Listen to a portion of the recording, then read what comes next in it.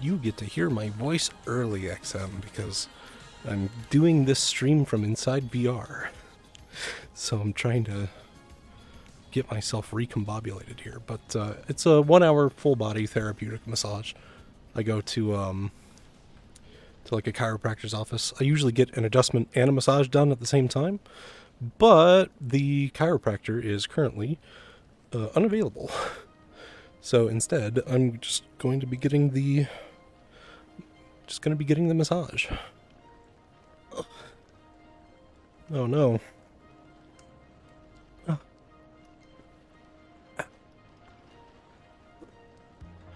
Hold on. There we go. Raise myself up a little bit. Maybe put myself forward. There, that looks good. I think. Oop.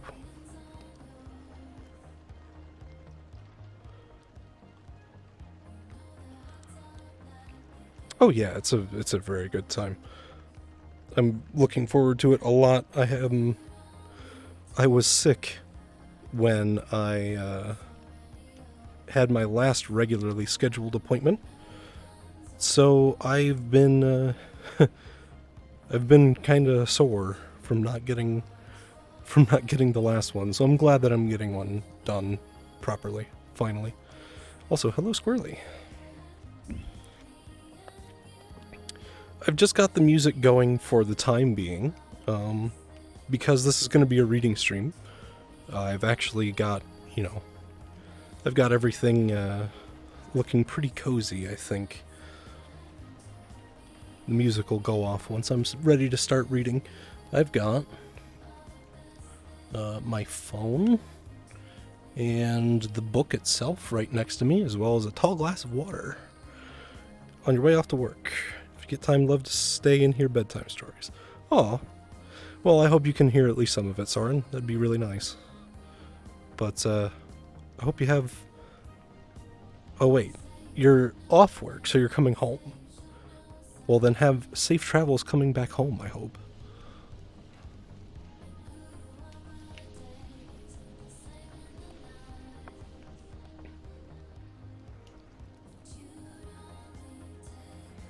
Hello, Onyo. Welcome, welcome. So, I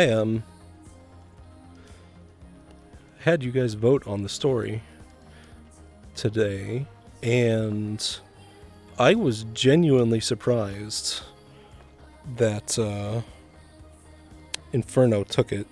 I was expecting something different. Oh, there's no pets on this screen. You know what? I could add it, though.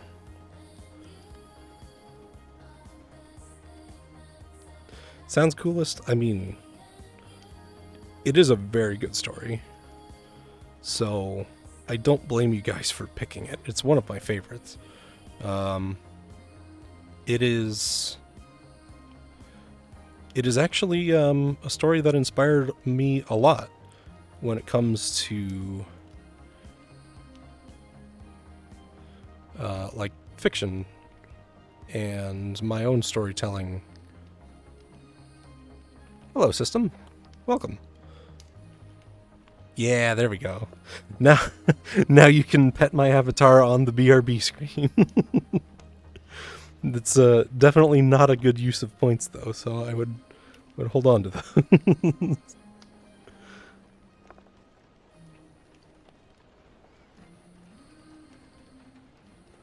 Yeah, I hope everybody's ready for this. I hope I'm ready for this, to be honest. I spent a couple minutes trying to get all this together, and it's going to be a little awkward for me to do some reading in VR, but I'm going to try and make it work. Especially because I have a physical copy of the book, not a digital one. So, oof. I hope when someone woes you today, it's cursed beyond belief. Oh god, it's gonna be really weird to read Dante's Inferno and not gonna lie. And I'm sorry, I'm just trying to just trying to make you use your points in a way that's worth it to you, you know? And I'm glad, Squirrely. This is definitely not your average bedtime story, though.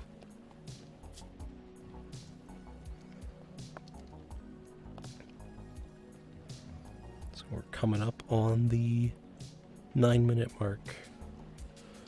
You know what? I'm gonna flip over to the story time screen.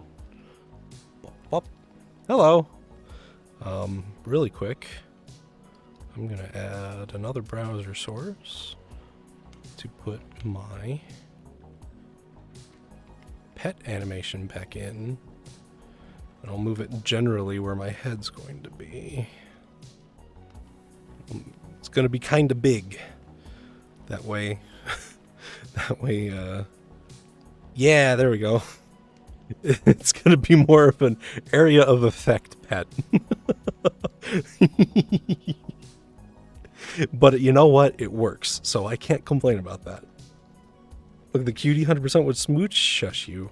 Swinging by to say hi. Got D&D in 20 minutes, so he can't be active, but you're amazing. Oh, thank you, Blackest. Also, congratulations on the 12-hour stream. Oh, sorry, I had to get that in there.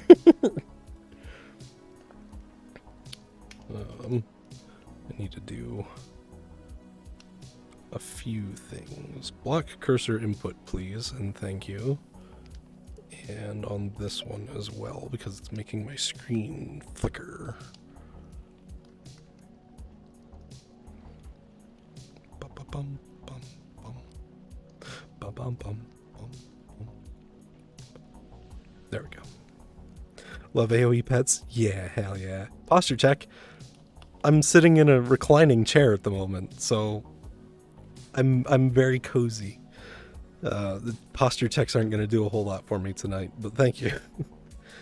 Everyone's making that joke and you love it. Good, I'm glad.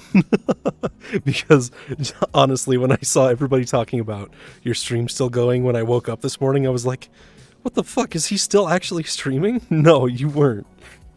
You just forgot to turn the stream off, and I was laughing my ass off, dude.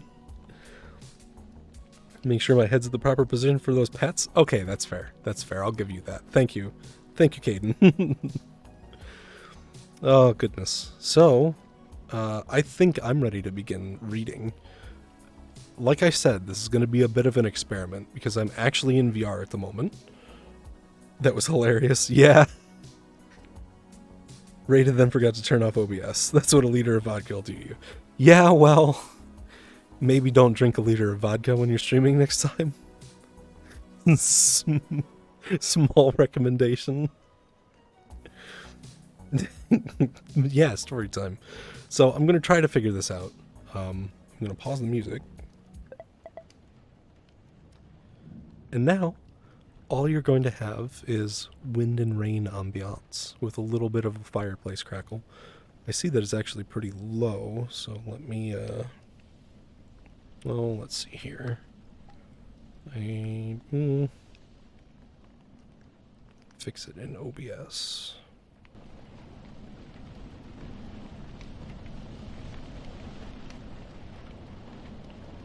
There. How does that sound? Ambiance with Bibby reading, that's good. Yeah, I thought this would be a welcome atmosphere for reading. Good? Good. Okay, good. Don't let chat let you hydrate with more vodka. That's the thing, Blackest. You gotta learn when to say, you know what, chat, I love you, but go fuck yourself. And that was a moment where you should have told chat to go fuck themselves. Still good times to be had. Unpublished the VOD. Muted the entire thing, but no warnings. That's alright. Honestly, most of the music and stuff I play doesn't get muted anymore. I bet you, now that I've said that, the beginning of this VOD is going to get muted, so I'm going to talk for like 5 more minutes just to make sure that none of the reading gets actually cut off. Usually, if I'm playing music through the entire stream, then they're fine with it. But if I only play it for the intro, then they're just like, no, no, no. Don't jinx it. They, since they made that new record deal, so they've got a deal with Universal Music Group and like the other big record label now, it's been typically pretty good. You're just hoping it's fine then? Yeah. If the first like 10 minutes gets muted, that's fine. All I did was sit here and talk shit on chat. So it's not that big of a deal. Oh boy. You know, short detour from story time. So when I first started out streaming, I got this avatar, and I wasn't aware of the fact that streaming from my VR headset would be so difficult. I was under the impression that I would be able to use VR chat as a stand-in for VC Face, basically, and it was awful. It was so bad. The performance in my headset was terrible. You're my favorite streamer. Oh, thank you. That really means a lot. Oh my god. You make me blush. Jesus. But yeah, I was under the impression that I could use VR chat to stream from. It didn't go well, and I was like, well shit. I got this model and I really want to stream, but now I'm not going to be able to because my computer's not up to snuff to actually stream VR chat and whatever else I'm playing. No. And I don't know, man. It's weird to actually be back streaming in VR chat instead of, I don't know, using VC Face for this or something. I was tempted to just use VR chat as like the ambiance and, you know, capture the background as a stream and leave my avatar somewhere else, and then run VC Face and stream like I normally do and just like position my avatar. I really tried to do both at the same time. Yes, I was a very dumb system. I'm sorry. I'm sorry you had to find out that my brain is smooth as a marble. Oh, hello, Glute. Welcome. Glad you could make it. I haven't begun reading yet, so you're just in time. Vivi's feeling right now. That is true. That is true. You. That really does flatter me. Thank you so much. Mine's smooth as fuck, too.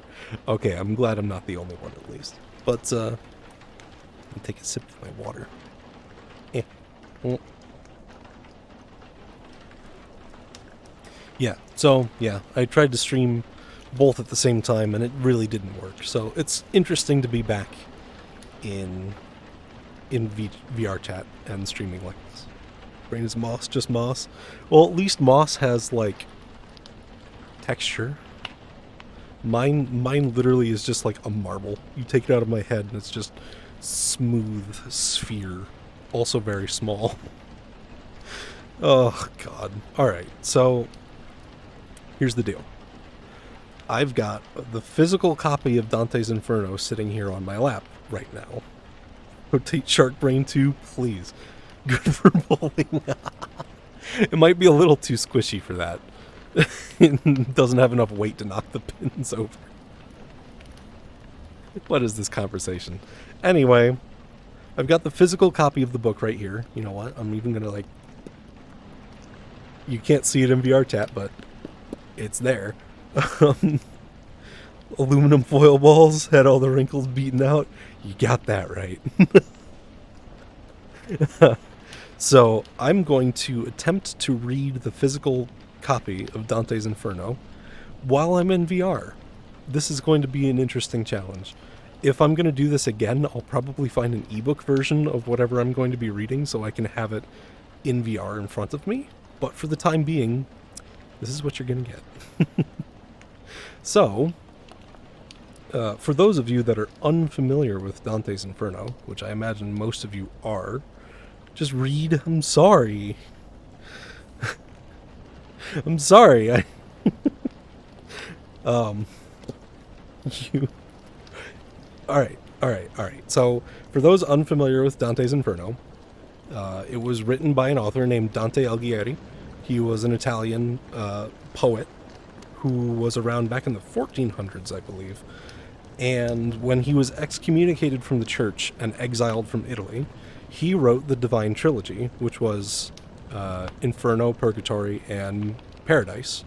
Or I believe in the Italian it is Inferno, Purgatorio, and Paradiso. And he wrote them in an attempt to get back into the good graces of the church so that they would accept him back into Italy so he could come home.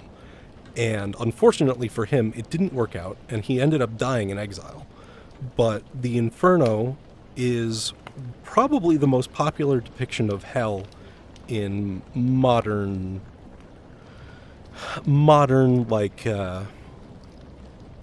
descriptions and pictorial references of it. A lot of people imagine hell as like a plane of infinite fire, but in reality, Inferno was much different, and we will see that in the course of reading this.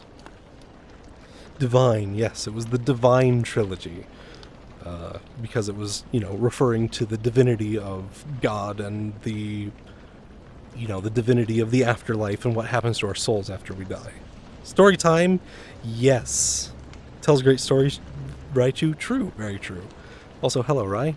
You're coming in just at the end of my synopsis of Inferno. So, without further ado, I will begin reading Dante's Inferno to you. So this is written in traditional epic poem style. So rather than chapters, we have things called cantos. And it begins with a short descriptive paragraph of setting the scene. The copy of Inferno that I have actually has the original Italian on one side and the English on the other, so I will be reading the English, of course, because I don't speak Italian.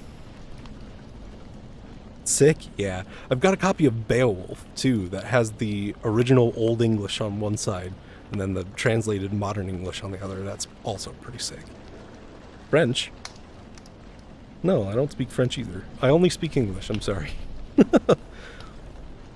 So, Canto 1. Baby reads Italian for 3 pages? Oh, Jesus. I'll think about it. Spanish? Okay, I do speak a little bit of Spanish. Latin time? No. Alright. Chat's distracting. Canto 1. The voyager narrator astray by night in a dark forest. Morning and the sunlit hill. 3 beasts that impede his ascent. The encounter with Virgil, who offers his guidance and an alternative path through 2 of the 3 realms the voyager must visit. Lindo tiburon. Oh, thank you, Onyo. Casually reading Inferno in Italian. Why is it so hot suddenly? Jesus.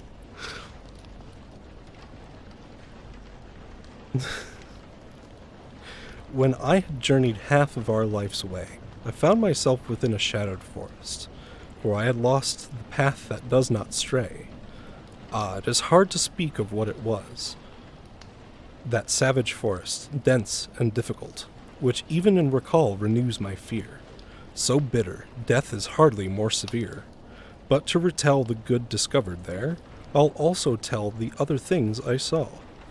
I cannot clearly say how I had entered the wood. I was so full of sleep, just at the point where I abandoned the true path.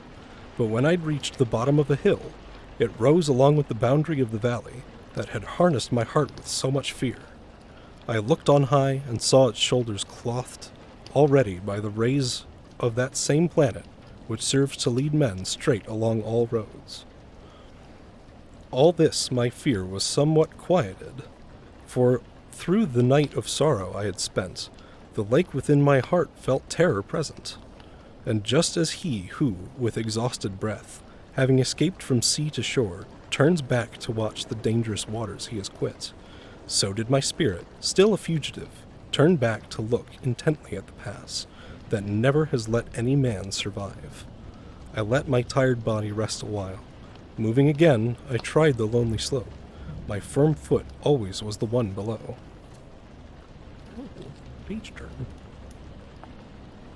and almost where the hillside starts to rise, look there, a leopard, very quick and lithe, a leopard covered with a spotted hide. He did not disappear from sight, but stayed. Indeed, he so impeded my ascent that I had often to turn back again. Thank you for the pets, XM. The time was the beginning of the morning. The sun was rising now, in fellowship with the same stars that escorted it. When divine love first moved those things of beauty, so that the hour and the gentle season gave me good cause for hopefulness on seeing that beast before me with his speckled skin. But hope was hardly able to prevent the fear I felt when I beheld a lion. His head held high and ravenous with hunger, even the air around him seemed to shudder. This lion seemed to make his way against me. Oh, all the blushy. And then a she-wolf showed herself. She seemed to carry every carving in her leanness. She had already brought despair to many. The very sight of her so weighted me with fearfulness that I abandoned hope of ever climbing up that mountain slope. Even as he who glories while he gains will, when the time has come to tally loss, lament with every thought and turn despondent. So was I when I faced that relentless beast, which, even as she stalked me step by step, had thrust me back to where the sun is speechless. It's alright. I'm trying to keep an eye on chat while I read. This is going to be a learning experience for both of us, I think. While I retreated down to lower ground, before my eyes there suddenly appeared one who seemed faint because of the long silence. When I saw him in that wilderness, "Have pity on me," were the words I cried. "Whatever you may be, a shade, a man?" He answered me, "Not man. I once was man. Both of my parents came from Lombardy, and both claimed Mantua as a native city." Doing great? Well, thank you, sis. "And I was born, though late, sub Julio, and lived in Rome under the good Augustus, the season of the false and lying gods." You see where it's coming in. He's talking about the Roman gods and calling them lying, false gods. "I was a poet, and I sang the righteous son of Anchises who had come from Troy when flames destroyed the pride of Ilium. But why do you return to wretchedness? Why not climb up the mountain of delight, the origin and cause of every joy? And you are then that Virgil, you the fountain that freely pours so rich a stream of speech?" I answered him with shame upon my brow. "O light and honor of all other poets, that my long study and the intense love that made me search your volume serve me now. You are my master and my author, you, the only one from whom my writing drew, the noble style for which I had been honored. You see the beast that made me turn aside. Help me, O famous sage, to stand against her, for she has made my blood and pulses shudder." "It is another path that you must take," he answered when he saw my tearfulness, "if you would leave this savage wilderness. The beast that is the cause of your outcry allows no man to pass along her track, but blocks him even to the point of death. Her nature is so squalid, so malicious, that she can never sate her greedy will, and when she is fed, she's hungrier than ever. She mates with many living souls, and shall yet mate with many more, until the greyhound arrives, inflicting painful death upon her. That hound will never feed on land or pewter, but finds his fare in wisdom, love, and virtue. His place of birth shall be between two felts. He will restore low-lying Italy, for which the maid Camilla died of wounds, and Nisus, Turnus, and Aurelius." So glad, by the way, that the index has really nice controllers. Otherwise, I don't think I could do this. "And he will hunt that beast through every city, until he thrusts her back again to hell, from which she was first sent above by envy. Therefore I think and judge it best for you to follow me, and I shall guide you, taking you from this place through an eternal place, where you shall hear the howls of desperation, and see the ancient spirits in their pain, as each of them laments his second death. And you shall see those souls who are content within the fire, for they hope to reach, whatever that may be, the blessed people. If you would then ascend as high as these, A soul more worthy than I am will guide you. I'll leave you in her care when I depart, because that emperor who reigns above, since I have been rebellious to his law, will not allow me to enter his city. Is this Shakespearean? It's definitely a more archaic translation into English. It's attempting to keep the original prose of the Italian and some of the rhyming, but it can come off a little stilted in places. He governs everywhere, but rules from there. There is his city, his high capital. Oh, happy those he chooses to be there. And I replied, O poet, by that God whom you had never come to know, I beg you that I may flee this evil and worse evils, to lead me to the place of which you spoke, that I may see the gateway of St. Peter, and those whom you describe as sorrowful. Then he set out, and I moved on behind him. And we move on to Canto 2. I'm going to take a moment to sip my water. Once I figure out how to pick it up. I think I have to do two hands.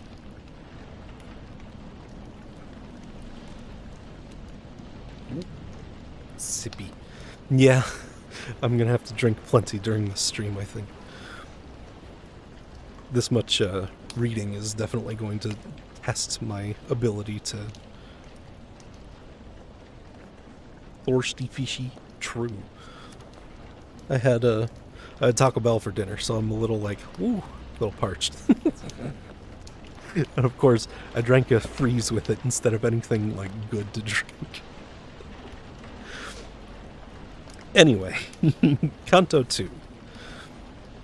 The following evening, invocation to the Muses. The narrator's questioning of his worthiness to visit the deathless world. Virgil's comforting explanation that he has been sent to help Dante by 3 ladies of heaven. The voyager heartened, they're setting out. The day was now departing. The dark air released the living beings of the earth from works and weariness, and I myself, alone, prepared to undergo the battle both of the journeying and of the pity, which memory, mistaking not, shall show. O Muses, O high genius, help me now.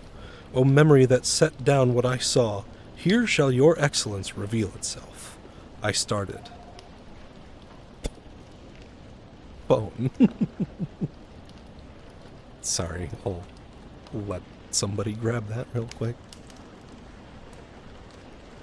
Okay. I started. Poet, you who are my guide, see if the force in me is strong enough before you let me face that rugged pass. You say that he who fathered Silvius, while he was still corruptible, had journeyed into the deathless world with his live body.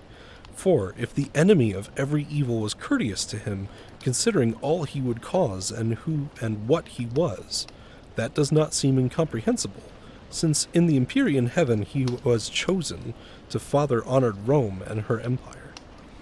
And if the truth be told, Rome and her realm were destined to become the sacred place, the seat of the successor of great Peter. And through the journey you ascribed to him, he came to learn of things that were to bring his victory and to the papal mantle. Later, the chosen vessel traveled there to bring us back assurance of that faith with which the way to our salvation starts. But why should I go there? Who sanctions it? For I am not Aeneas, am not Paul, nor others think myself so worthy. Therefore, if I consent to start this journey, I fear my venture may be wild and empty. You're wise. You know far more than what I say. And just as he who unwills what he wills and shifts what he intends to seek new ends, so that he's drawn from what he had begun, so was I in the midst of that dark land, because, with all my thinking, I annulled the task I had so quickly undertaken. And if I have understood what you have said, replied the shade, that great-hearted one, your soul has been assailed by cowardice, which often weighs so heavily on a man, distracting him from honorable trials, as phantoms frighten beasts when shadows fall. That you may be delivered from this fear, I'll tell you why I came, and what I heard when I first felt compassion for your pain. I was among those souls who are suspended. A lady called to me, so blessed, so lovely, that I implored to serve at her command. Her eyes surpassed the splendor of the stars, and she began to speak to me, so gently and softly, with angelic voice. She said, O spirit of the courteous Mantuan, whose fame is still a presence in the world, and shall endure as long as the world lasts, my friend, who has not been a friend of fortune, is hindered in his path along that lonely hillside. He has been turned aside by terror. From all that I have heard of him in heaven, he is, I fear, already so astray that I have come to help him much too late. So thank you for all the pets, Gabe. Shark's so good at this? Thank you. Sharkstrim, yes, I'm reading Dante's Inferno today. This is a new experience for me. Go now, with your persuasive word, with all that is required to see what he escapes. Bring help to him, that I may be consoled. Super good at this, really relaxing. Oh, I'm great. I'm glad. I'm great. Oh, yes, I'm so great. No, really, I'm glad. It's been a very long time since I've read Inferno, and it's nice to actually get back into it. Posture check and a hydrate. Thank you. Thank you, thank you. Hold a moment. Let me grab a sippy here. Pop, pop, pop, pop. Ooh, that was a bad noise. You good at read, make pause calm? Oh. You know, it occurred to me after the fact, but a lot of my audience is European, so considering the fact it's already like 11 or 12 o'clock at night for most of you, this might actually be a bedtime story.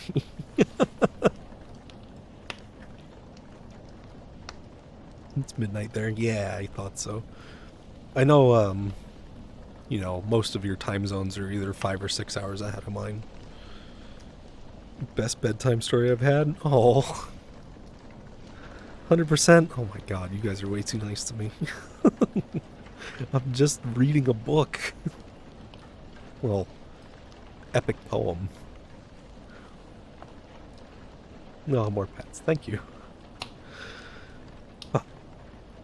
For I am Beatrice, who send you on. I come from where I most long to return. Love prompted me, that love which makes me speak. When once again I stand before my Lord, then I shall often let him hear your praises. Now Beatrice was silent, I began. O Lady of Virtue, the sole reason why the human race surpasses all that lies beneath the heaven with the smallest spheres, so welcome is your wish that even if I were already done, it would seem tardy. All you need do is let me know your will. But tell me, why you have not been more prudent, descending to this center, moving from that spacious place where you long to return.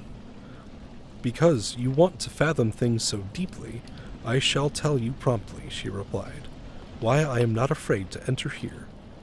One ought to be afraid of nothing other than things possessed of power to do us harm, but things innocuous need not be feared.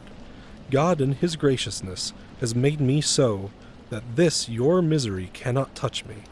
I can withstand the fires flaming here. In heaven there's a gentle lady, one who weeps for the distress toward which I send you, so that stern judgment up above is shattered. And it was she who called upon Lucia, requesting of her, now your faithful one has need of you, and I commend him to you. Lucia, enemy of every cruelty, arose and made her way to where I was, sitting beside the venerable Rachel. She said, You, Beatrice, true praise of God, why have you not helped him who loves you so that, for your sake, he's left the vulgar crowd? Do you not hear his anguish in his cry? Do you not see the death he wars against upon that river ruthless at the sea?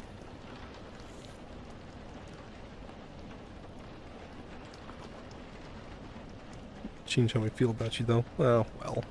Josh. Oh. System. Loving it. Oh my god, thank you, dude. It means a lot. Thank you.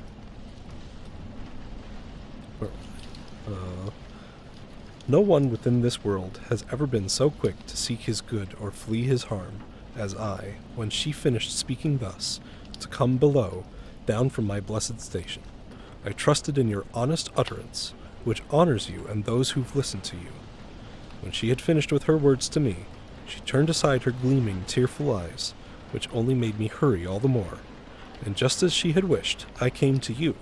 I snatched you from the path of the fierce beast that barred the shortest way up the mountain. What is it then? Why? Why do you resist? Why does your heart host so much cowardice? Where are your daring and your openness, as long as there are 3 such blessed women concerned for you within the court of heaven, and my words promise you so great a good? As little flowers, which the chill of night has bent and huddled, when the white sun strikes, grow straight and open fully on their stems, so did I, too, with my exhausted force. And such warm daring rushed into my heart that I, as one who had been freed, began, O she, compassionate, who has helped me, and you, who, courteous, obeyed so quickly the true words that she had addressed to you. You, with your words, have so disposed my heart to longing for the journey. I return to what I was at first prepared to do. Now go, a single will fills both of us. You are my guide, my governor, my master. These were my words to him when he advanced. I entered on the steep and savage path. So not tell Bivy got on? I don't know. But welcome, Lucky. We are 2 chapters deep, or 2 cantos deep, into Dante's Inferno. So there was a lot of really fanciful language in that. But basically, Dante's kind of fluffing himself a little bit. Did not miss a lot. Did miss a lot? I mean, basically just the intro. So in this chapter, Dante's literally saying, 3 angelic women in heaven are so worried about me that they're crying over me. They want to help me out of death's door. And I think that's just... He's pumping himself up so much. Ego, right? Well, see, he's trying to evoke sympathy and be like, oh, even the angels in heaven weep for me who has been deposed from my rightful place in Rome. Please, please, Pope, take me home, take me back. It didn't work.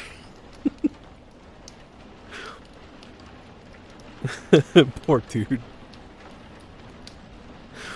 Okay. Canto 3. The inscription above the gate of hell, the anti-inferno, where the shades of those who lived without praise and without blame now intermingle with the neutral shades. No, neutral angels. I can read. He who made the great refusal, the river Acheron, Charon, Dante's loss of his senses as the earth trembles. Take me home, country roads.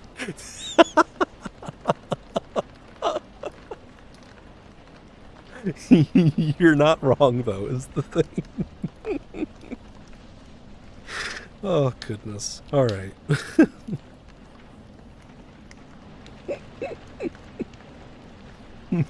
Collect myself here, Jesus.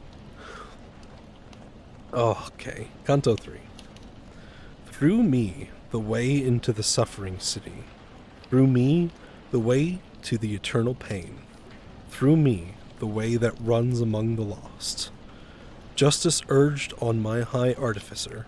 My maker was divine authority, the highest wisdom and the primal love. Before me, nothing but eternal things were made, and I endure eternally. Abandon every hope who enter here, which is the origination of a very famous line that you've probably heard in many pieces of fiction over the years. Abandon hope, all ye who enter here, was originally the inscription that went on the gate to hell in Dante's Inferno. Oh, thank you for more pets, Gabe. These words, their aspect was obscure. I read inscribed above a gateway, and I said, Master, their meaning is difficult for me, and he to me as one who comprehends. Here one must leave behind all hesitation. Here every cowardice must meet its death. Oops. As above, so below. Good movie. That's one I haven't watched, but I've heard a lot of very good things about it. It's on my watch list, which is very long at this point because I don't watch movies. No, XM. Abandon hope, all ye who enter here.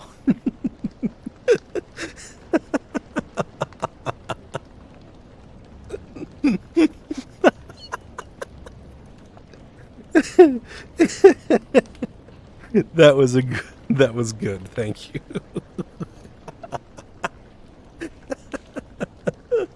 Oh my god. Dante is a playboy.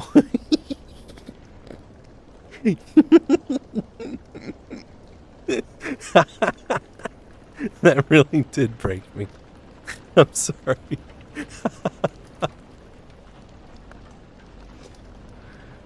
Oh, okay. All right. Deep breaths.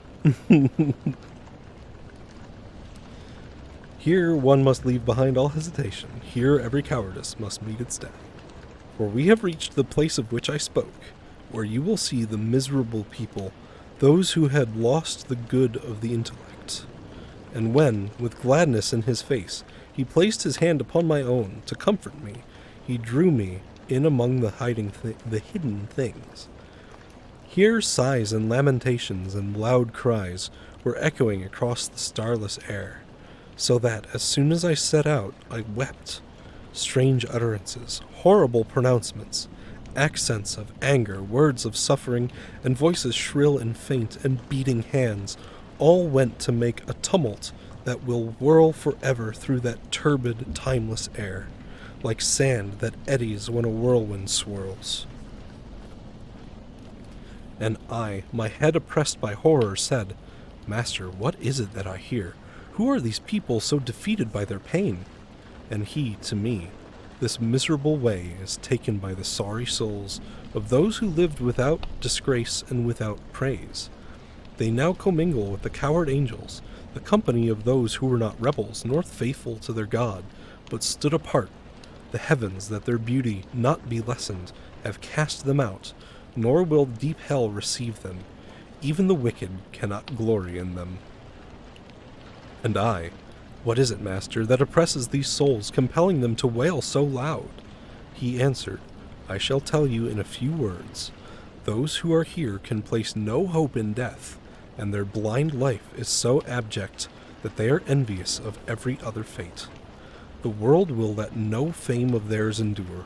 Both justice and compassion must disdain them.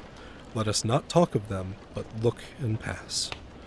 And I, looking more closely, saw a banner that, as it wheeled about, raced on, so quick that any respite seemed unsuited to it. Behind that banner trailed so long a file of people, I should never have believed that death could have unmade so many souls. After I had identified a few, I saw and recognized the shade of him who made, through cowardice, the great refusal. At once I understood with certainty this company contained the cowardly, hateful to God and his enemies.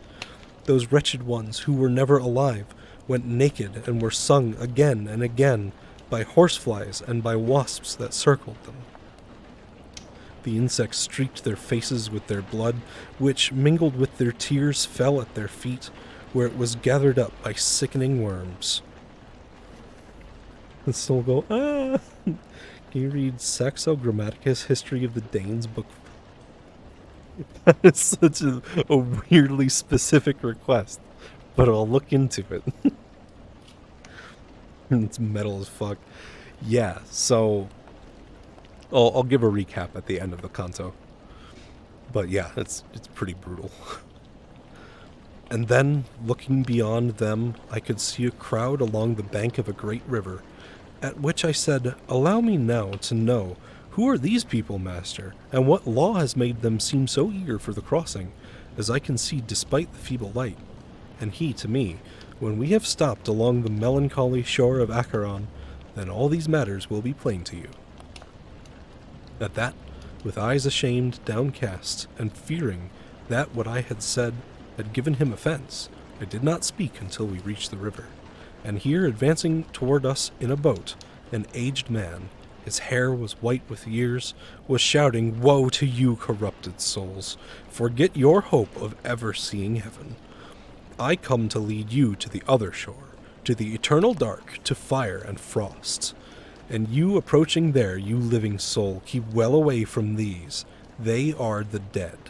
But when he saw I made no move to go, he said, "Another way and other harbors, not here, will bring you passage to your shore. A lighter craft will have to carry you."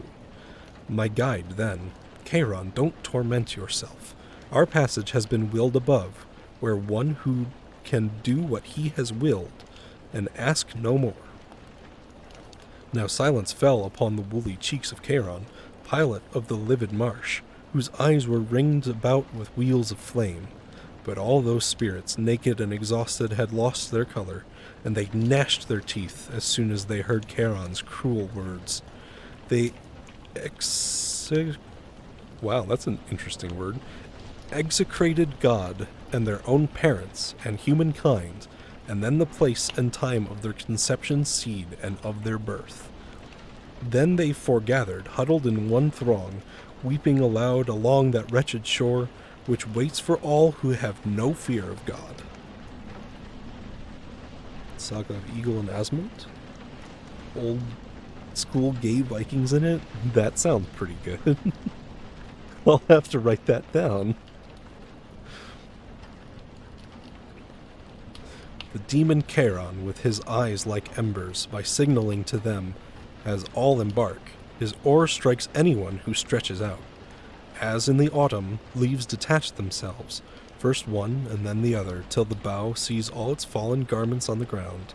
Similarly, the evil seed of Adam descended from the shoreline one by one, when signaled, as a falcon called will come. So do they move across the darkened waters, even before they reach the farther shore. New ranks already gather on this bank. "My son," the gracious master said to me, "those who have died beneath the wrath of God, all these assemble here for every country, and they are eager for the river crossing, because celestial justice spurs them on, so that their fear is turned into desire. No good soul ever takes its passage here. Therefore, if Charon has complained of you, by now you can be sure that what his words mean." And after this was said, the darkened plain quaked so tremendously, the memory of terror then bathes me in sweat again. A whirlwind burst out of the tear-drenched earth, a wind that crackled with a blood-red light, a light that overcame all of my senses, and like a man who sleep has seized, I fell.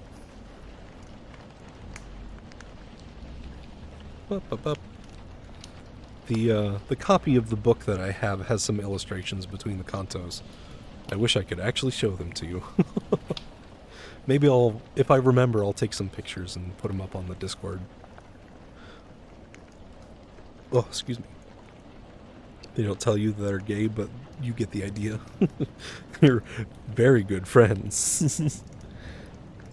Execrated means being loathed or cursed in the archaic, meaning taking Inferno's age probably means cursed. Yeah, that would make sense. I was understanding it to be the opposite of consecrated. So yeah, like to wish damnation upon something rather than to bless it would make a lot of sense. Take another little sippy.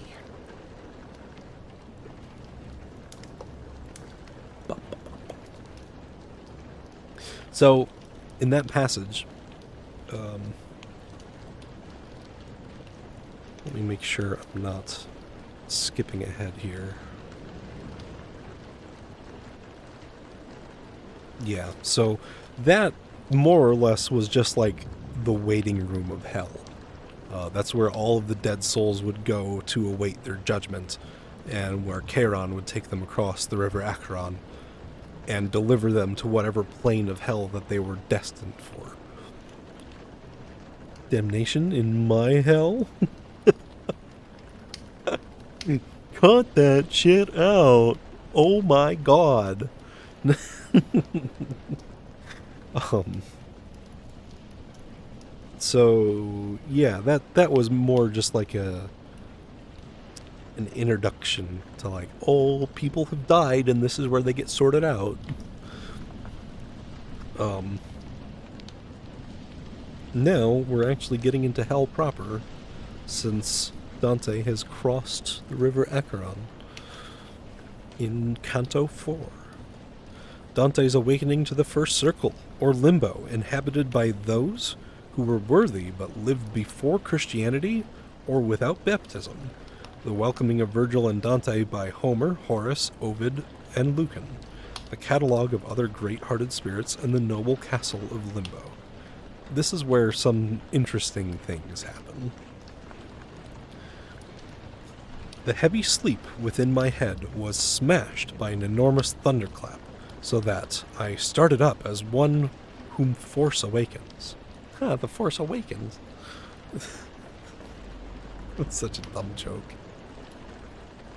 I stood erect and turned my rested eyes from side to side, and I stared readily to learn what place it was surrounding me. In truth, I found myself upon the brink of an abyss, the melancholy valley containing thundering, unending wailings. That valley, dark and deep and filled with mist, is such that, though I gazed into its pit, I was unable to discern a thing. Why oh whoa? Because I said erect.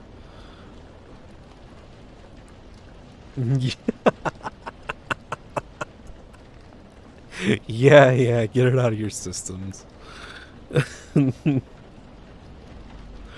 Let us descend into the blind world now, the poet who was deathly pale began. I shall go first, and you will follow me. But I, who'd seen the change in his complexion, said, How shall I go on if you are frightened, you who have always helped dispel my doubts? And he to me, The anguish of the people whose place is here below has touched my face with the compassion you mistake for fear.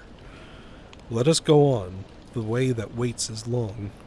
So he set out, and he had me enter on that first circle girdling the abyss. Here, for as much as hearing could discover, there was no outcry louder than the sighs that caused the everlasting air to tremble. The sighs arose from sorrow without torment, out of the crowds, the many multitudes of infants and of women and of men. The kindly master said, Do you not ask, who are these spirits whom you see before you? I'd have you know before you should go ahead. They did not sin, and yet, though they have merits, that's not enough, because they lacked baptism, the portal of the faith that you embrace. And if they lived before Christianity, they did not worship God in fitting ways, and of such spirits I myself am one. For these defects, and for no other evil, we now are lost and punished just with this. We have no hope, and yet we live in longing. Great sorrow seized my heart on hearing him, for I had seen some estimable men among the souls suspended in that limbo. Tell me, my master, tell me, Lord, I then began, because I wanted to be certain of that belief which vanquishes all errors. Did any ever go by his own merit, or others, from this place toward blessedness? And he who understood my covert speech replied, I was new entered on this state when I beheld a great lord enter here. The crown he wore a sign of victory. He carried off the shade of our first father, of his son Abel, and the shade of Noah, of Moses, the obedient legislature, of Father Abraham, David, the king of Israel, his father and his sons, and Rachel, she for whom he worked so long, and many others, and he made them blessed. And I should have you know that before them there were no human souls that had ever been saved. Why did not stay our steps, although he spoke? No, we did not stay our steps, although he spoke. We still continued onward through the wood, I say, where many spirits thronged. Our path had not gone far beyond the point where I had slept, when I beheld a fire win out against a hemisphere of shadows. So, hello, Chris. Welcome. Hydrate. Oh, thank you, sis. This is actually a good point for me to explain one little thing here.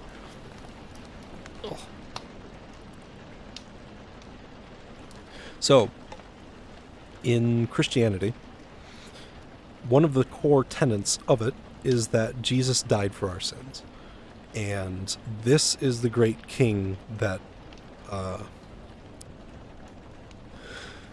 that Virgil speaks of. He was the one who came down from death into hell. Another core tenet of Christianity is that Jesus conquered death by descending into hell for the 3 days when he was, like the 3 days after he was crucified, after which point he rose again from death and brought himself back up to heaven.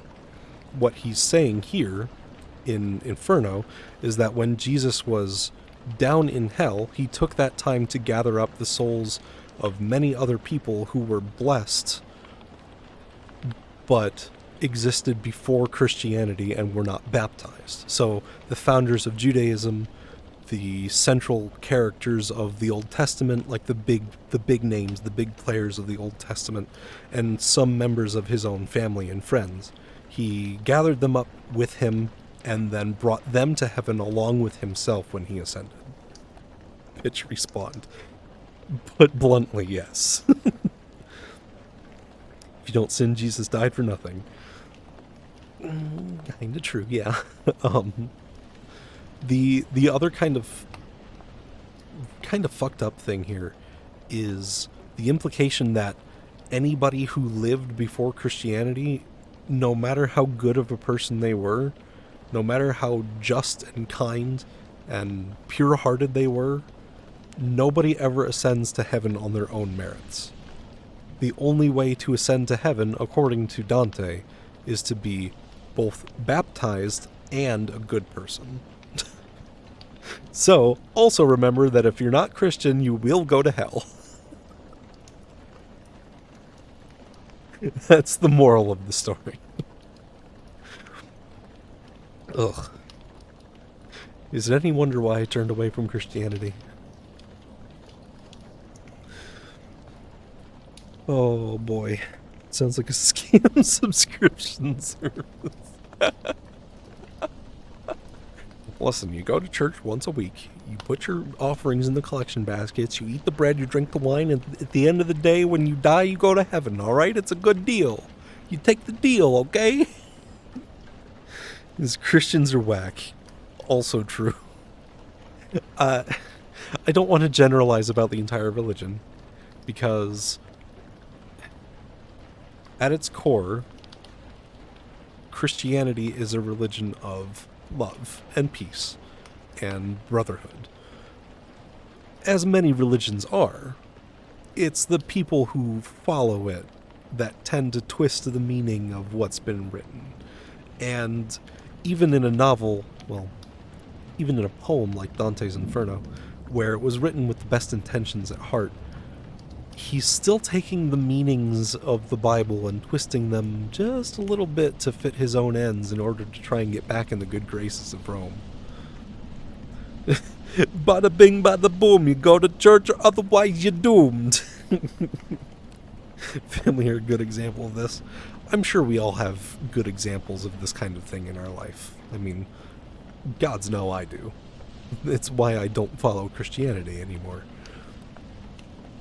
But, might be getting a little off topic from just doing the reading, even though this is just chatting.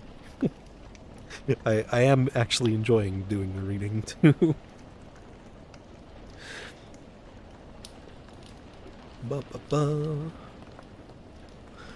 We still were at a little distance from it, but not so far that I could not see in part that honorable men possessed that place. O you who honor art and science both, who are these souls whose dignity has kept their way of being separate from the rest? Excuse me. And he to me. Their honor of their name, which echoes up above within your life, gains heaven's grace, and that advances them. Meanwhile, there was a voice that I could hear. Pay honor to the estimable poet. His shadow, which has left us, now returns. Oh, God. My Taco Bell is not agreeing with my stomach. I'm sorry. After that voice was done, when there was silence, I saw 4 great shades approaching us. In aspect they were neither sad nor joyous. My kindly master then began by saying, "Look well at him who holds that sword in hand, who moves before the other 3 as lord. That shade is Homer, the consummate poet. The other one is Horace, satirist. The third is Ovid, and the last is Lucan. Because each of these spirits shares with me the name called out before by the lone voice, they welcome me, and doing that, do well." And so I saw that splendid school assembled, led by the lord of song incomparable, who like an eagle soars above the rest. Soon after they had talked a while together, they turned to me, saluting cordially, and having witnessed this, my master smiled. An even greater honor was then mine, for they invited me to join their ranks. I was the 6th among such intellects. Again, Dante giving himself a little bit of a fluff here. It's saying that he is as great of a poet as, like, Ovid and Homer. Being like, yeah, look at me, aren't I cool? Please let me back. You gotta... Yeah, this is his letter of, like, please save me, so he's gotta make himself look good. It's just like, come on, dude. Advertising. Oh, Jesus. That was you at work today? You gotta talk yourself up a little bit. I get it. I get how it is. Also, hello, Wiz. Good to see you. I've seen you around, but first time chatting on my channel. Hello. And Goldie, hello. I'm reading Dante today. Dante's Inferno. It says it. It says it right here. Please let me back. I'm so cool. Please, I'm just a little guy. I'm just a level 1 goblin.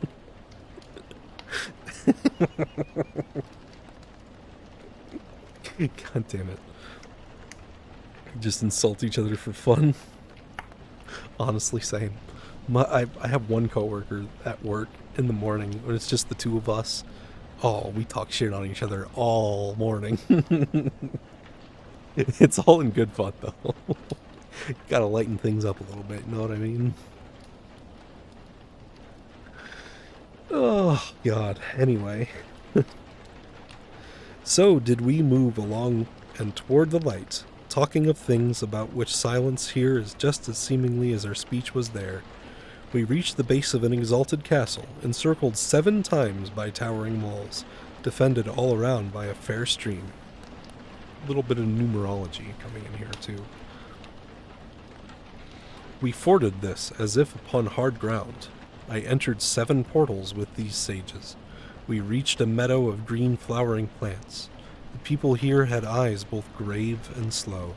Their features carried great authority. They spoke infrequently, with gentle voices.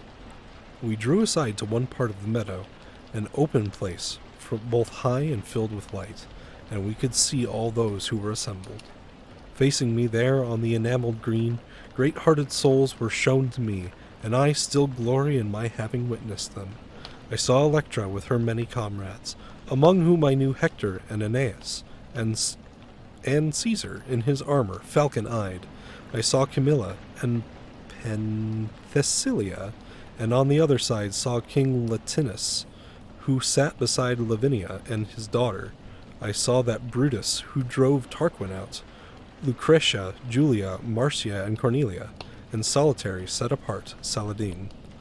When I had raised my eyes a little higher, I saw the master of men who know, seated in philosophic family. There all look up to him, all do him honor.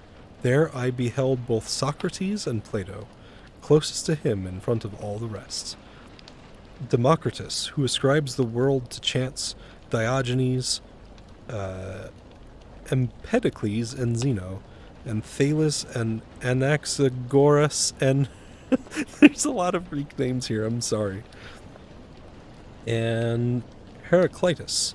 I saw the good collector of medicinals, Dioscrides, and I saw Orpheus and Tully, Linus, moral Seneca, and Euclid, the geometer, and Ptolemy, Hippocrates and Galen, Avicenna, Averroes of the great commentary. I cannot here describe them all in full. My ample theme impels me onward so. What's told is often less than the event. Chilling with all the big names. Yup. So this is kind of a double play here. At one time, he's saying, I'm so cool that they got me in here to hang out with all of these incredibly big names. Aren't I really cool? And on the other hand, he's also playing a little bit to the political favor of Rome because, again, the entirety of Inferno was written as him kind of playing politics, more or less, both with Rome and also with the Vatican.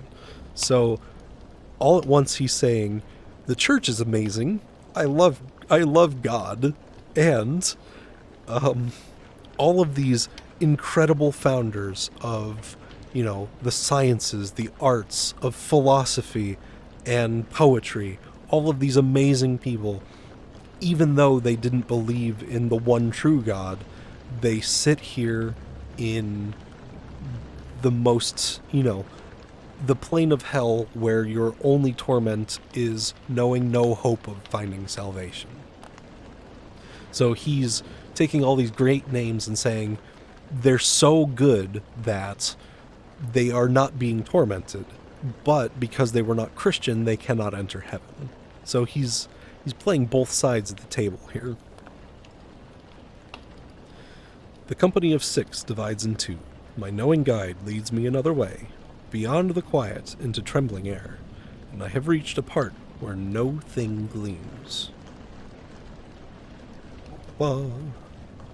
Canto 5. The second circle, where the lustful are forever buffeted by violent storms. Minos, the catalogue of carnal sinners, Francesca de Rimini and her brother-in-law, Paolo Malatesta. Francesca's tale of their love and death, at which Dante faints.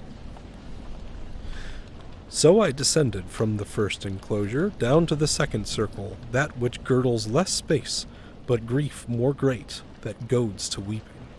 There dreadful Minos stands, gnashing his teeth, examining the sins of those who enter. He judges and assigns as his tale twines. I mean that, when the spirit born to evil appears before him, it confesses all, and he, the connoisseur of sin, can tell the depth in hell appropriate to it. As many times as Minos wraps his tale around himself, that marks the sinner's level. Always there is a crowd that stands before him. Each soul in turn advances toward that judgment. They speak and hear, then they are cast below. Arresting his extraordinary task, Minos, as soon as he had seen me, said, "O you who reach this house of suffering, be careful how you enter, whom you trust. The gate is wide, but do not be deceived." To which my guide replied, "But why protest? Do not attempt to block his fated path.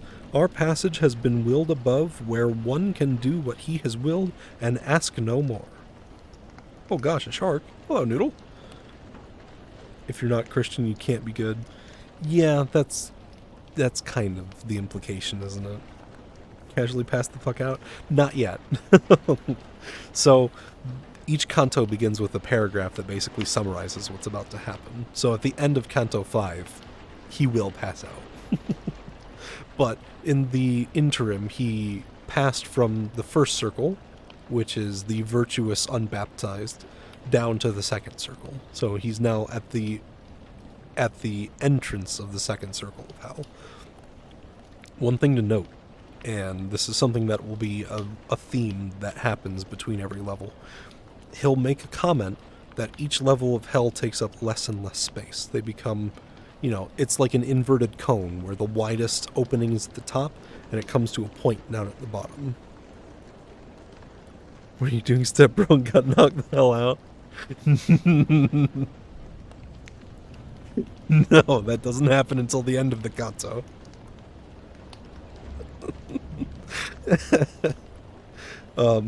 And when we get to it, you'll see why hell is shaped like an inverted cone.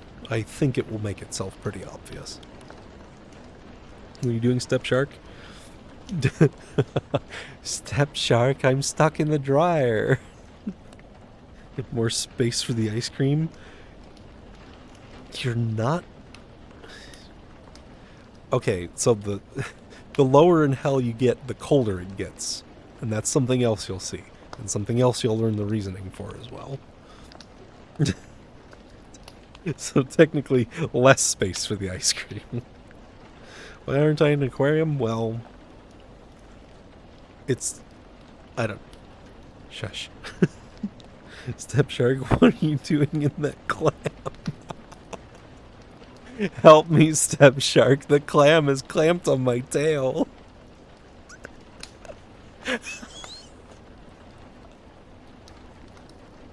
Oh, God. You know, we would be having these kinds of things, this kind of conversation when we're on the second circle of hell, which is lust. Can't hear Bivy underwater? True. I have to come on land in order to talk to everybody. That's why I always stink. Anyway. Now notes of desperation have begun to overtake my hearing. Now I come where mighty lamentations beat against me. I reached a place where every light is muted, which bellows like the sea beneath a tempest, which it is battered by opposing winds. Heard Lust who called you. If you came running to this part of Lust, then you're going to hell, Reno. I'm sorry. The Landshanks. Stories melting their brain. No, not me. The hellish hurricane, which never rests, drives on the spirits with its violence. Wheeling and pounding, it harasses them. When they come up against the ruined slope, then there are cries and wailing and lament, and there they curse the force of the divine. I learned that those who undergo this torment are damned because they sinned within the flesh, subjecting reason to the rule of lust. And as in the cold season starlings' wings bear them along in broad and crowded ranks, so does that blast bear on the guilty spirits. Now here, now there, now down, now up, it drives them. There is no hope that ever comforts them, no hope for rest, and none for lesser pain. And just as cranes in flight will chant their lays, arraying their long file against the air, so did the shades I saw approaching, borne by that assailing wind, lament and moan. So that I asked him, Master, who are these that suffer this punishment in this dark air? The first of those about whose history you want to know, my master then told me, once ruled as empress over many nations. Her vice of lust became so customary that she made license licit in her laws, to free her from the scandal she had caused. She is Semiramis, of whom we read that she was Ninus's wife and his successor. She held the land the Sultan now commands. That other spirit killed herself for love, and she betrayed the ashes of Sycharis. The wanton Cleopatra follows next. See Helen, for whose sake so many years of evil had to pass. See great Achilles, who finally met love in his last battle. See Paris, Tristan, and he pointed out and named to me more than 1,000 shades departed from our life because of love. Sounds like my average commute. Where the stink line's at. The pen's over there. I don't want to get up. Got a new axe today. Ooh, nice. Just stuck in traffic on Lust Avenue. Please don't punish me. I know Semiramis. Nice. There's quite a few more obscure names in this book for sure. So, again, he's playing politics here with all the names that he's named. Oh, Brack. Hello.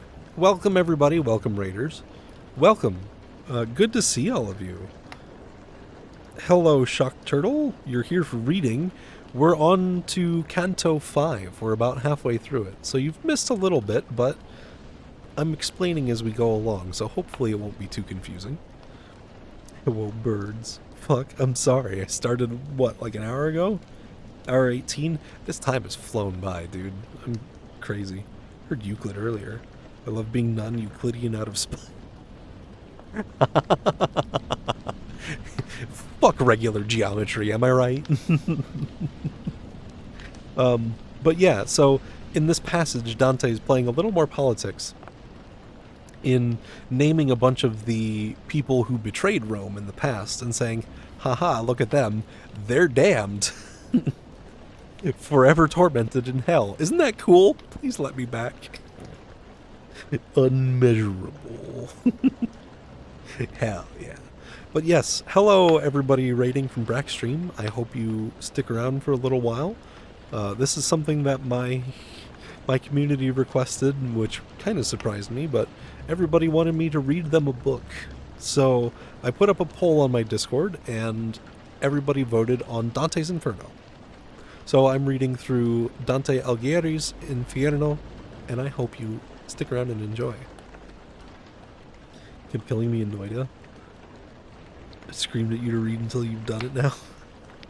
Brack was a part of telling me to read, so here I am reading. Either that or 50 Shades. No.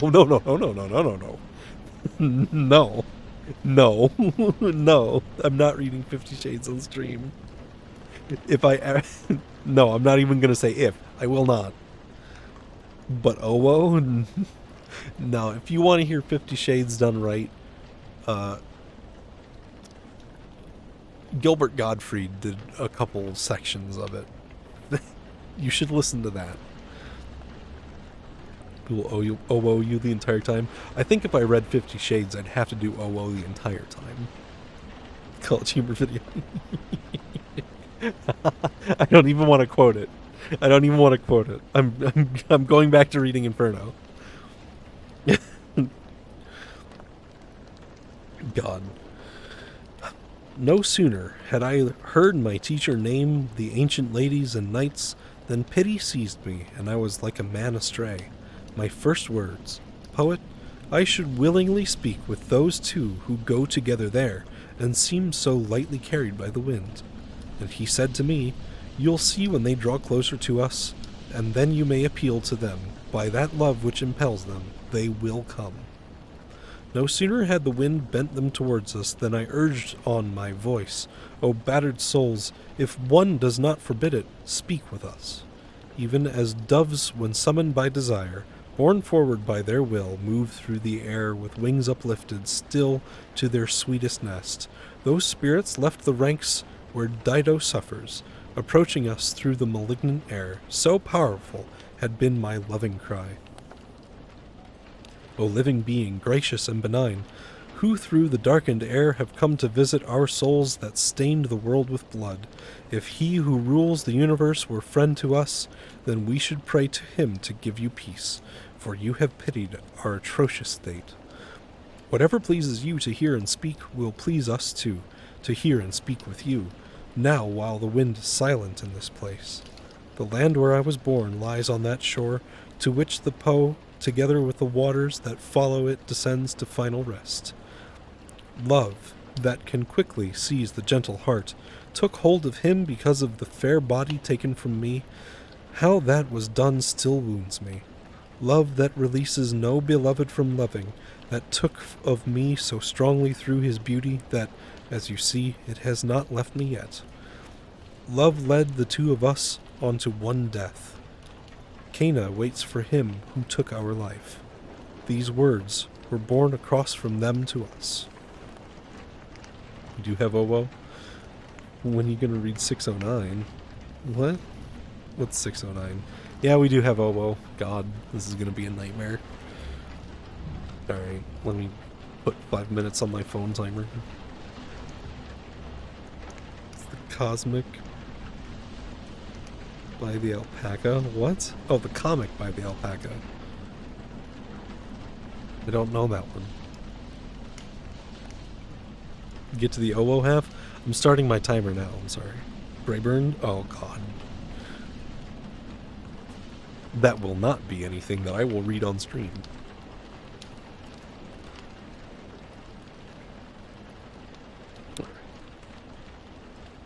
5 minutes of OO. Dante Inferno starting now. That's TOS content? Yeah, I know. Oh, well, hell, here it is. Can't just show it, just read it in OO. No. When I had listened to those injured souls, I bent my head and held it low until the poet asked of me, "What are you thinking?" When I replied, my words began. Alas, how many gentle thoughts, how deep a longing, had led them to an agonizing pass.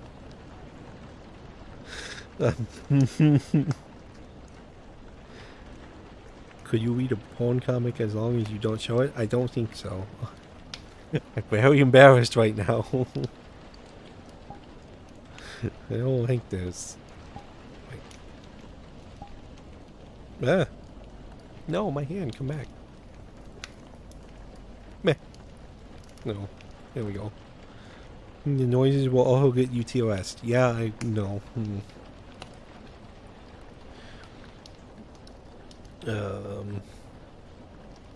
Then I addressed my speech to them, again to them, and I began. Francesca, your affiliations move me to tears of sorrow and of pity. But tell me, in the time of gentle sighs, with what and in what way did love allow you to recognize your still uncertain longings? And she, to me, there is no greater sorrow than thinking back upon a happy time in misery, and this your teacher knows. Yeah, get fucked back. I'm sorry. Wait, you know what? I'm going to immediately regret this.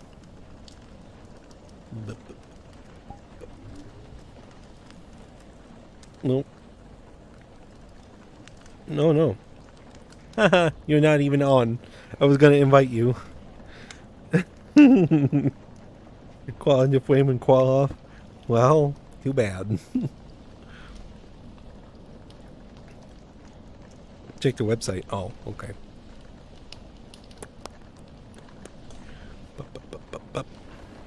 Yet if you want so much to understand the first root of our love, then I shall tell my tale to you as one who weeps and speaks. One day, to pass the time away, we read of Lancelot, how love had overcome him. We were alone, and we suspected nothing. And time again, that reading led our eyes to meet, and made our faces pale. And yet one point alone defeated us. Ominous bang in the back. Maybe. When we had read our sacred smile, were kissed by one who was so true a lover, this one, who never shall be parted from me, while all his body trembled, kissed my mouth. A Galhalt indeed, that book, and he who wrote it too. That day we read no more. And while one spirit said these words to me, the other wept, so that, because of pity, I fainted as if I had met my death. And then I fell as a dead body falls. I hate the fact that I have to read this in whoa.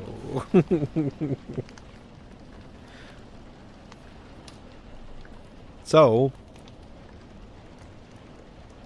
yeah. I'm stalling for time. Oh, good. Only 1 minute left. Up. I missed a phone call. What?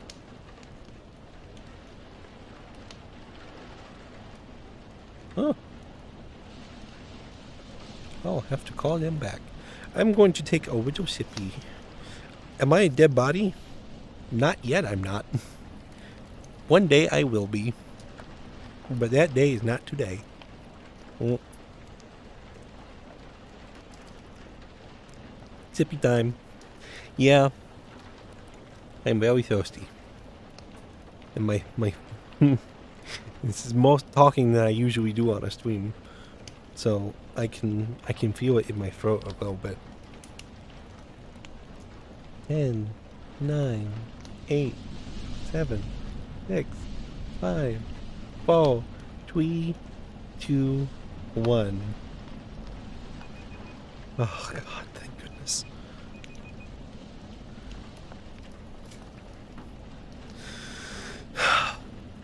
You know, it's somehow oddly fitting that I had to read the latter half of the chapter of Lust in Owo.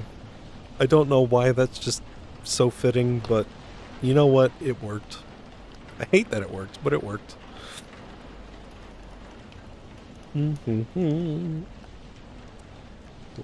Where are we at? Hour 28? Oh, okay. My nose itchy. Okay. Canto 6. Dante's awakening to the third circle, where the gluttonous, supine are flailed by cold and filthy rain and tormented by Cerberus. Giacomo and his prophecy concerning Florence, the state of the damned after the resurrection. Upon my mind's reviving, it had closed on hearing the lament of those two kindred, since sorrow had confounded me completely. So he literally was so sad he fucking passed out. What a fucking chump. I see new sufferings, new sufferers surrounding me on every side, wherever I move or turn about or set my eyes. I am in the third circle, filled with cold, unending, heavy and accursed rain. Its measure and its kind are never changed. Gross hailstones, water gray with filth, and snow come streaking down across the shadowed air. The earth, as it receives that shower, stinks. It's me. So one titty and went zoinks before everything went dark. If it weren't so damn funny. You know what? It's there for your guys' entertainment, as much as I might not like it. So as long as you're happy, I'm happy. Jesus.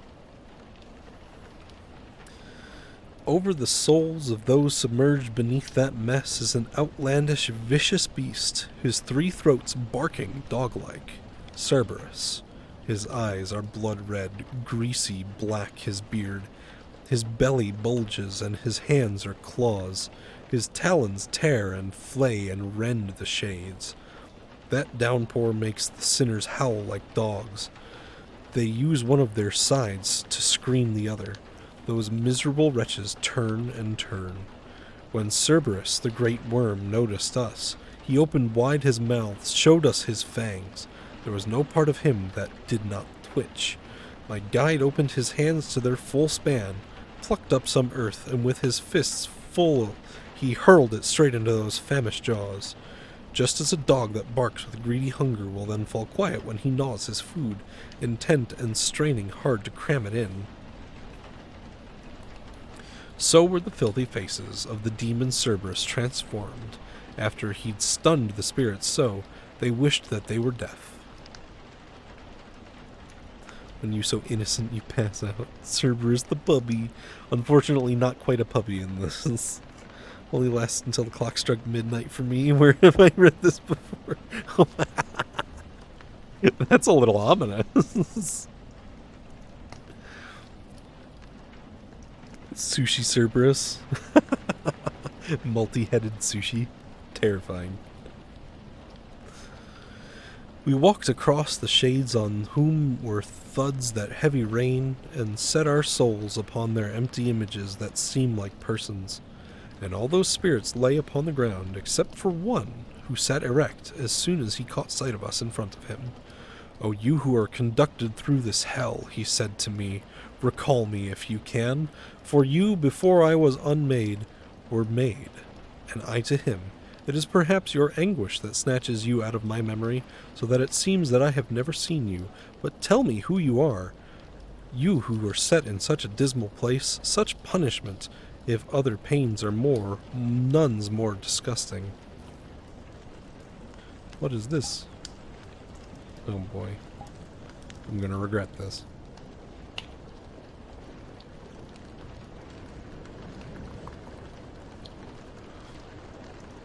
I have the book sat on my lap, And I'm reading through a gap in the nose in my VR headset. I am gonna have to... You know what? Honestly, this isn't working out too badly. It's working, isn't it? Shark moment. How is that a shark moment? Where was I? And he, to me, your city, one so full of envy that its sack has always spilled, that city held me in the sunlit life. The name you citizens gave me was Chiaco, and for the damning sin of gluttony, as you can see, I languish in the rain. And I, a wretched soul, am not alone, for all of those that have this same penalty for this same sin. And he said nothing more. I answered him, Giaco, your suffering so weighs on me that I am forced to weep. But tell me if you know what end waits the citizens of that divided city. Is any just man there? Tell me the reason why it has been assailed by so much schism. And he to me, after long controversy, they'll come back to blood. The party of the woods will chase the other out with much offense. But then, within 3 suns, they too must fall, at which the other party will prevail, using the power of one who lacks his sails. Book's giving him godlike powers. Set down reading on hard mode. It's not that bad. Gone by the time the book's over. Yeah, pretty much. Just put it on my forehead. I mean, like, I could find an ebook and just have a window in VR with, like, the ebook reader. But, it works good enough, I guess. Hydrate. Thank you, Exo.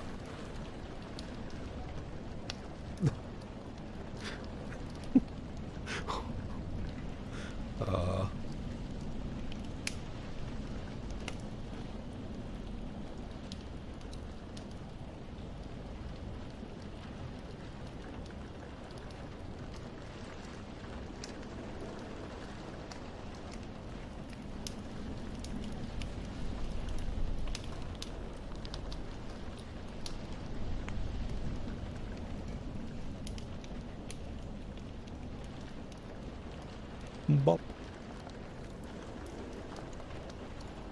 Eh.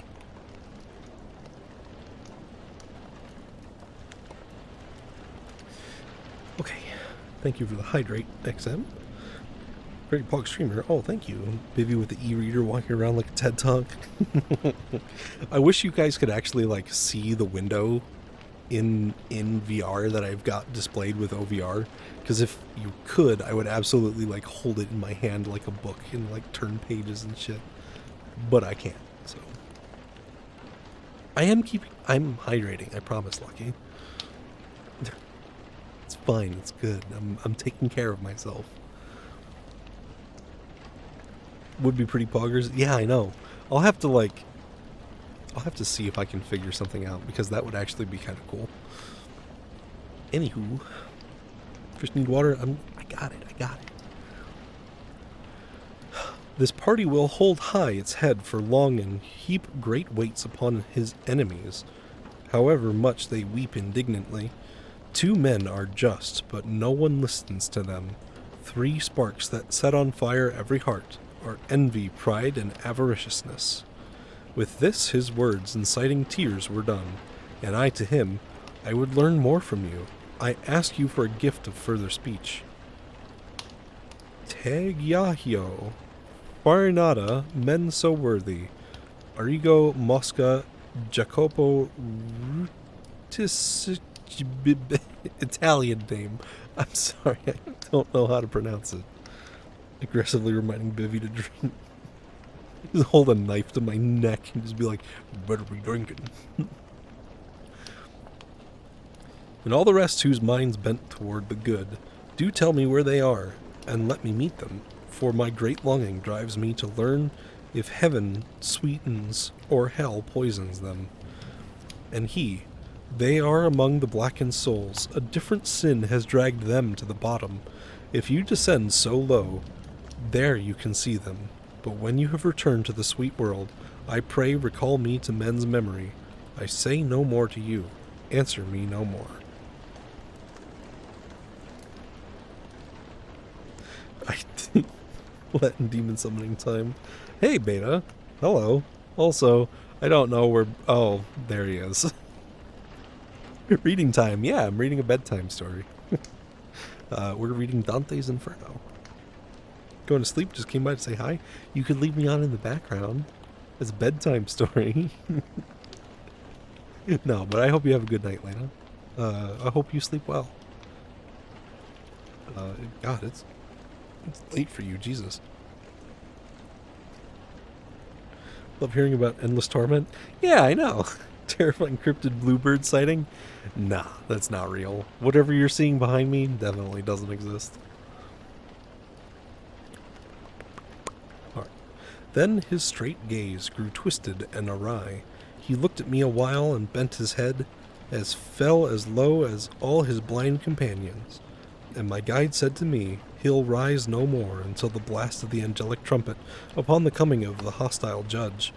Each one shall see his sorry tomb again, and once again take on his flesh and form, and hear what shall resound eternally. So did we pass across that squalid mixture of shadows and of rain, our steps slowed down, talking a while about the life to come. At which I said, and after the great sentence, O Master, will these torments grow, or else be less, or will they be just as intense? And he to me, remember now your science, which says that when a thing has more perfection, so much greater in its pain or pleasure. The house is being broken into? Nah, it's nothing, don't worry about it. Lecturing interdimensional bluebird, non-Euclidean bird. He's trying to take the book. No, it's mine.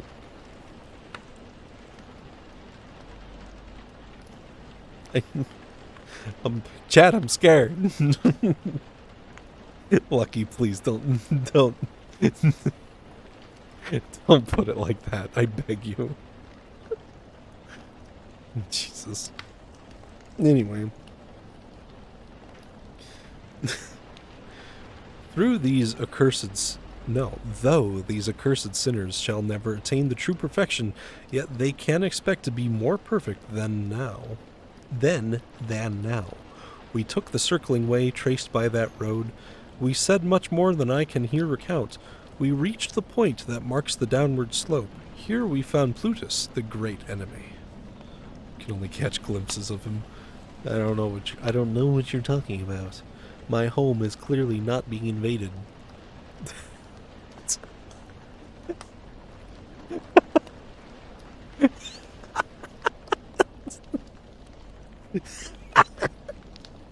I totally didn't just see that. You know you wanna? No.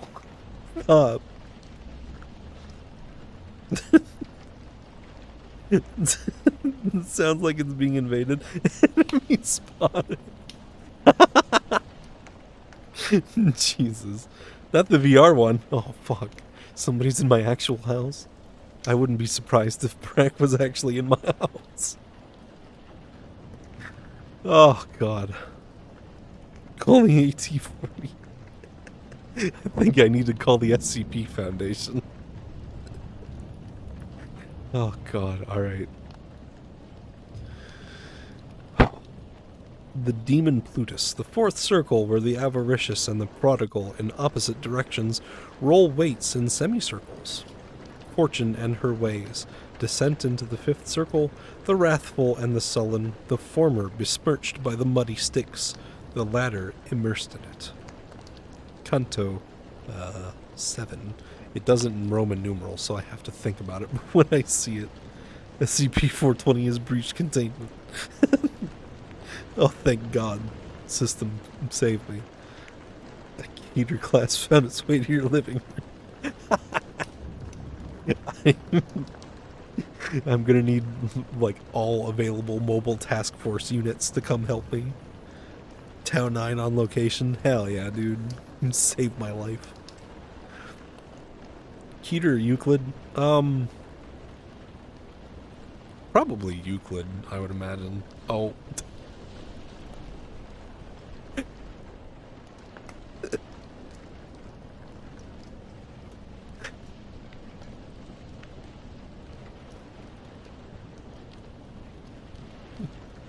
God damn it. Canto 7. Oh, well. We are actually beginning with Latin invocations to Satan. That's cool. Like 106. Can't be contained or it's very hard to. Yeah, that's what I was thinking. Alright. So, yes, Canto 7 actually begins with demonic invocations, so that's cool. Pape Satan, Alepe. So Plutus, with his grating voice, began. The gentle sage, aware of everything, said reassuringly, "Don't let your fear defeat you, for whatever power he has, he cannot stop our climbing down this crag." Then he turned back to Plutus's swollen face and said to him, "Be quiet, cursed wolf. Let your vindictiveness feed on yourself. His is no random journey to the deep. It has been willed on high, where Michael took his revenge upon the arrogant rebellion." Pape Satan. Level 5 councils upgraded to SCP-420 from Keter to Euclid. Oh, great. As sails inflated by the wind collapse, entangled in a heap when the mast cracks, so that ferocious beast fell to the ground. Thus we made our way down to the fourth ditch, to take in more and more of that despondent shore, where all the universe's ill is stored. Justice of God! Who has amassed as many strange tortures and travails as I have seen? Why do we let our guilt consume us so? Even as waves that break above Charybdis, each shattering the other when they meet, so must the spirits here dance their round dance. Here, more than elsewhere, I saw multitudes to every side of me. Their howls were loud, while, wheeling weights, they used their chests to push. They struck against each other. At that point, each turned around and, wheeling back those weights, cried out, "Why do you hoard? Why do you squander?" So did they move around the sorry circle, from left and right to the opposing points. Again they cried their chant of scorn. And so, when each of them had changed positions, he circled halfway back to his next joust. And I, who felt my heart almost pierced through, requested, "Master, show me now what shades are these, and tell me if they all were clerics, those tonsured ones who circle on our left." And he to me, "All these, to the left and right, were so squint-eyed of mind in the first life, no spending that they did was done with measure. Their voices bark this out with clarity, when they have reached the 2 points of the circle where their opposing guilts drive their ranks. These to the left, their heads bereft of hair, were clergymen and popes and cardinals, within whom avarice works its excess." And I to him, "Master, among this kind I certainly might hope to recognize some who had been bespattered by these crimes." And he to me, "That thought of yours is empty. The undiscerning life that made them filthy now renders them unrecognizable. For all eternity they'll come to blows. These here will rise up from their sepulchres with fists clenched tight, and these with their hair cropped close. Ill-giving and ill-keeping have robbed both of the fair world and set them to this fracas." What that is like, my words need not embellish. Now you can see, my son, how brief the sport of all these goods that are in fortune's care, for which the tribes of men contend and brawl, and all the gold that is or ever was beneath the moon could never offer rest to even one of these exhausted spirits. Fun stream. I'm glad you're enjoying, Brack. Beowulf, you guys are something else. Euclid is easier to contain. This bird seems unstoppable. This stray bird in your stream, it's more likely than you think. Shocking, I know. Safe Euclid and Keter, then it gets worse with Thaumiel and Apollyon, and those are unstoppable. System's like a legit SCP expert, apparently. ba. Master, I asked of him, now tell me too. This fortune whom you've touched upon just now, what's she who clutches so all the world's goods? Love SCPs. They are pretty fucking cool.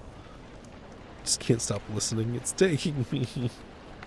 I'm sorry. You've been sucked into the shark stream. There's no escaping. Onyo says, hey Brad, can you get me a bagel?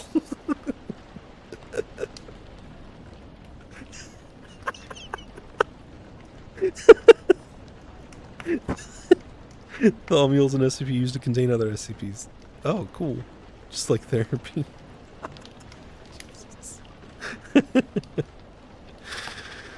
Oh, God, okay. And he to me, O unenlightened creatures, how deep the ignorance that hampers you. I want you to digest my word on this. Who made the heavens and who gave them guides was he whose wisdom transcends everything.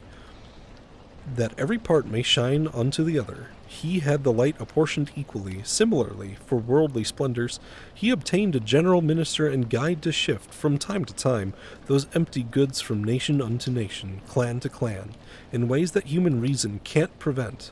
Just so, one people rules, one languages, obeying the decision she was given, which, like a serpent in the grass, is hidden. Your knowledge cannot stand against her force, for she foresees and judges and maintains her kingdom as the other gods do theirs. The changes that she brings are without respite. It is necessary that she makes her swift, and for this reason men change states so often. She is the one who frequently maligned, even by those who should give praise to her. They blame her wrongfully with words of scorn, but she is blessed and does not hear of these things. For with the other primal beings, happy, she turns her sphere and glories in her bliss.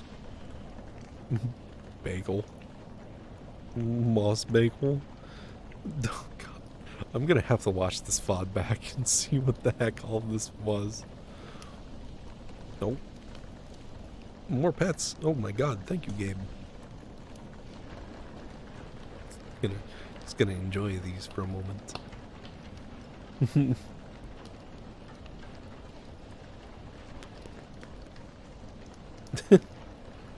Oh, more from system. Thank you. Where the hell was I? Here we are. And now let us descend to greater sorrow, for every star that rose when I first moved is setting now. We cannot stay too long. We crossed the circle to the other shore. We reached a foaming watercourse that spills into a trench formed by its overflow. That stream was even darker than the deep purple, and we, together with those shadowed waves, moved downward and along a strange pathway. When it has reached the foot of those malign gray slopes, that melancholy stream descends, forming a swamp that bears the name of Styx.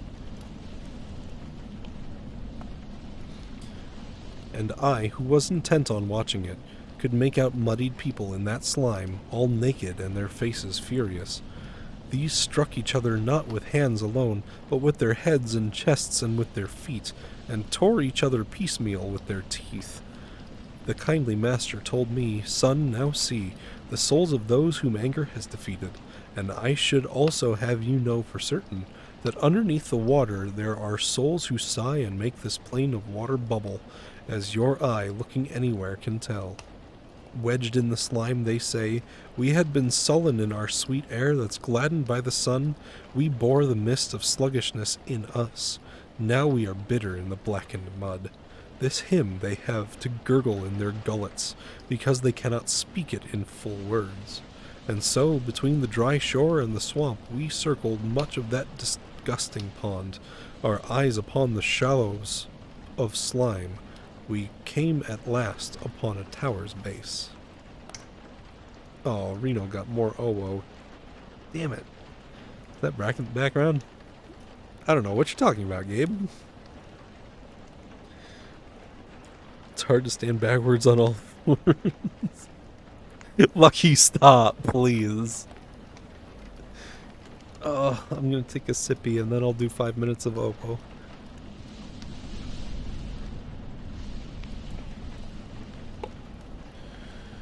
Actually, love OWO. It's so fun. I'm glad you're enjoying, but for fuck's sake.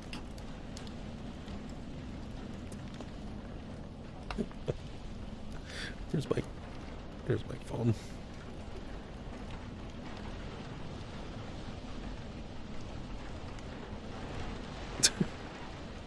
It's here using this then.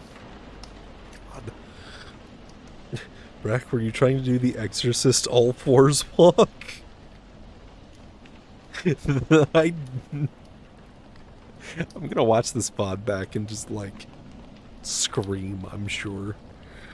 Alright, 5 minutes of OO starting now. Wow.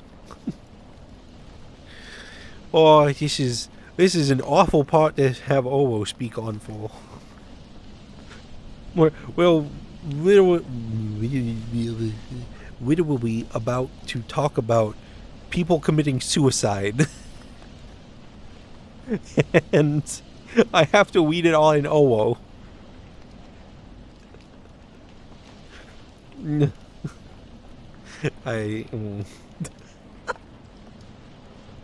Suicide. Oh God.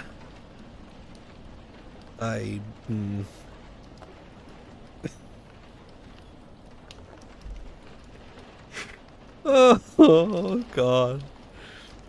We get a Christmas song about that, Bivy? What? Christmas song? About what? Suicide? Oh my God. Okay.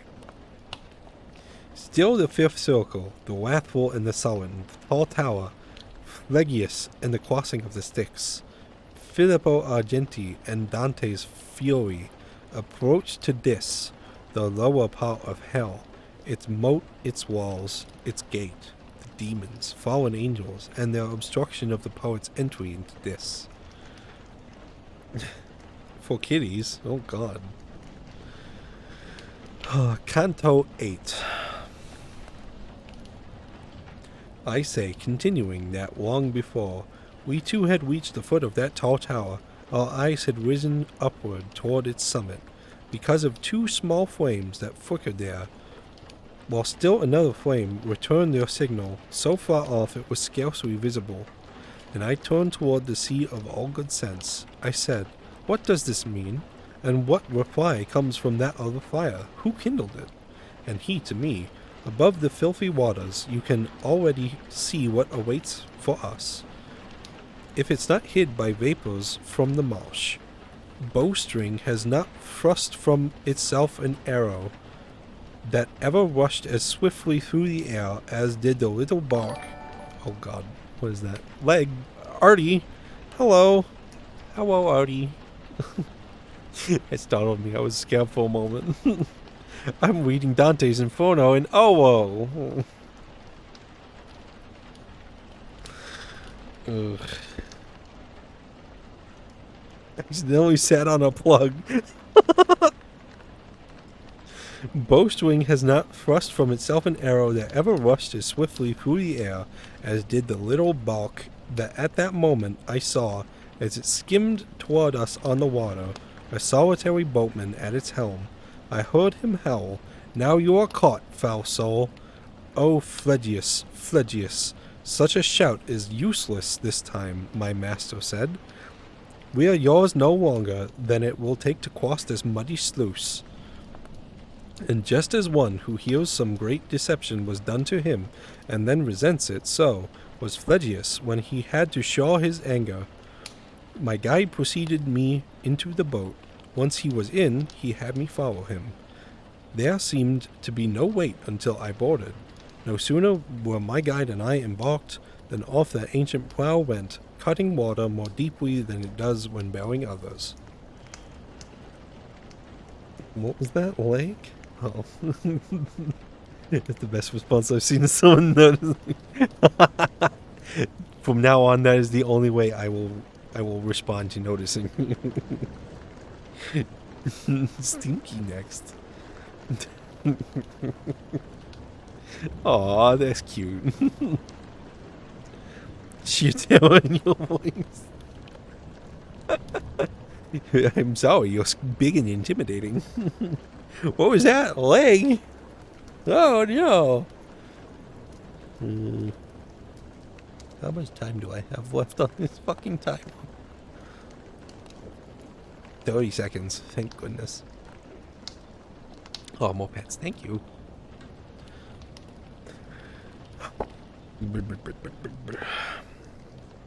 And while we steered across that stagnant channel, before me stood a sinner thick with mud, saying, "Who are you, who come before your time?"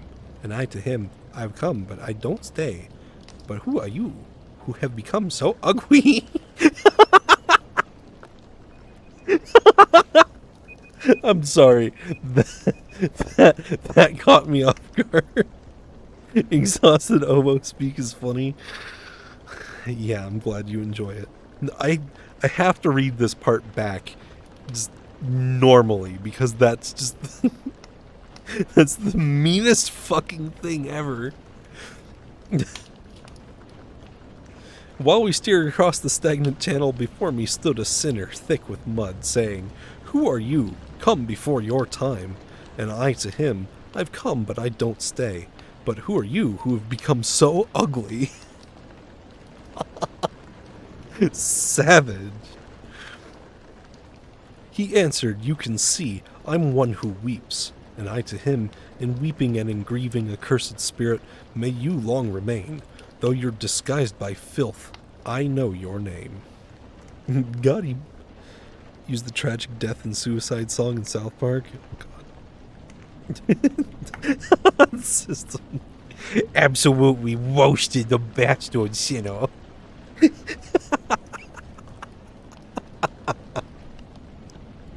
Oh, fucking God. He had no idea what it was. I don't remember the South Park song either. Oh, sorry, God. Then he stretched both his hands out toward the boat, at which my master quickly shoved him back, saying, "Be off there with the other dogs." Send it to me on Discord? Oh, cool, thank you. That done, he threw his arms around my neck and kissed my face and said, "Indignant soul, blessed is she who bore you in her womb. When in the world he was presumptuous, there is no good to gild his memory, and so his shade down here is hot with fury. How many up above now count themselves great kings who will wallow here like pigs in slime, leaving behind foul memories of their crimes? And I, O master, I am very eager to see what spirit soused within this broth before we've made our way across the lake." And he to me, "Before the other shore comes into view, you shall be satisfied. To gratify so fine a wish as right." Jesus, that is a really awkward turn of phrase. Bivacutie. No, shush. There you go. Thank you, Lucky. Whole makes you sound like a wise old sensei on a mountainside looking down at his students while stroking his long beard. I don't know about that. Posture check. Oh, thank you, system.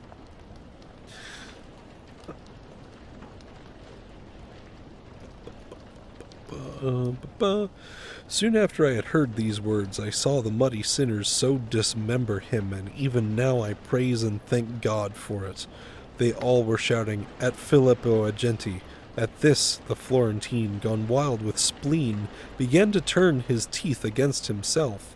We left him there. I tell no more of him, but in my ears so loud a wailing pounded that I leaned forward, all intent to see. The kindly master said, "My son, the city that bears the name of Dis is drawing near, with its grave citizens, its great battalions." Cute Bivy. Cute Biv. Biv cute. Why are you all calling me cute? Sorry, only following the rules. Stop it. Biv, shut up. Stop. I said, "I can already see distinctly, master, the mosques that gleam within the valley, as crimson as if they had been drawn out of the fire." He told me, "The eternal flame burning there appears to make them red, as you can see within the lower hell." So we arrived inside the deep-cut trenches that are the moats of this despondent land. The ramparts seemed to me to be of iron, But not before we'd ranged in a wide circuit did we approach a place where that shrill pilot shouted, "Get out! The entranceway is here." About the gates I saw more than 1,000 who had once reigned from heaven, and they cried in anger, "Who is this, without death, can journey through the kingdom of the dead?"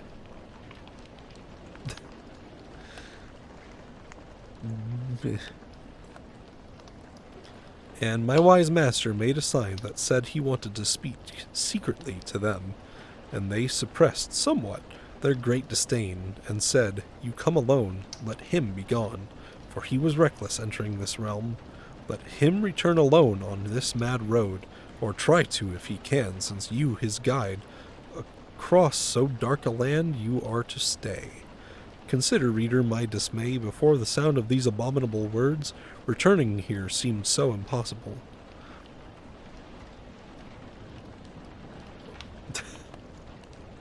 Dead.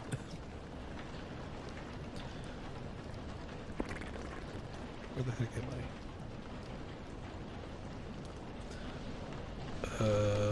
Oh, my dear guide, who more than 7 times has given back to me my confidence and snatched me from the deep danger that had menaced. Do not desert me when I'm so undone, and if they will not let us pass beyond, let us retrace our steps together quickly. These were my words. The Lord who led me there replied, "Forget your fear, no one can hinder our passage. One so great has granted it. But you wait here for me, and feed and comfort your tired spirit with good hope, for I will not abandon you in this low world." Did you see something? Maybe for a moment. So he goes on his way. That gentle father has left me there to wait and hesitate, for yes and no contend within my head. What happened to this calm reading? Oh, I don't know. I could not hear what he was telling them, but he had been long with them when each ran back into the city, scrambling fast. And these, our adversaries, slammed the gate in my lord's face, and he remained outside then, with slow steps, turned back again to me. His eyes turned to the ground, his brows deprived of every confidence. He said with sighs, "See who has kept me from the house of sorrows." To me he added, "You, though I am vexed, must not be daunted. I shall win this contest. Whoever tries within to block our way, this insolence of theirs is nothing new. They used it once before, and at the gate, less secret, it is still without its bolts. The place where you made out the fatal texts, and now already well within that gate, across the circles and alone descends, the one who will unlock this realm for us."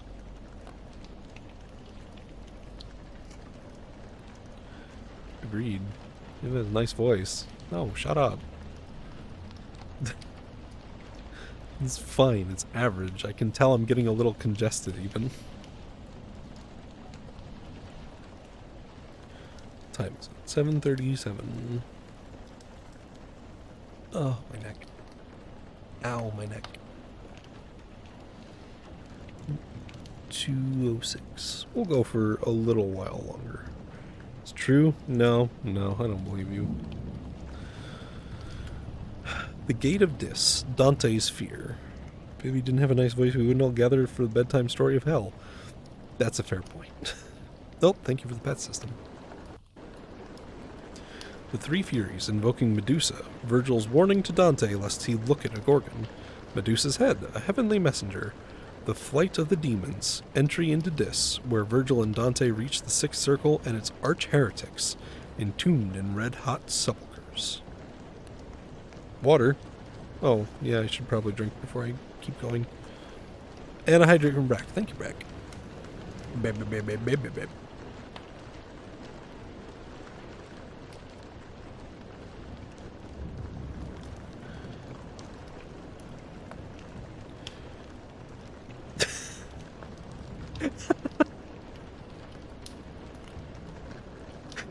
That is accurate, actually.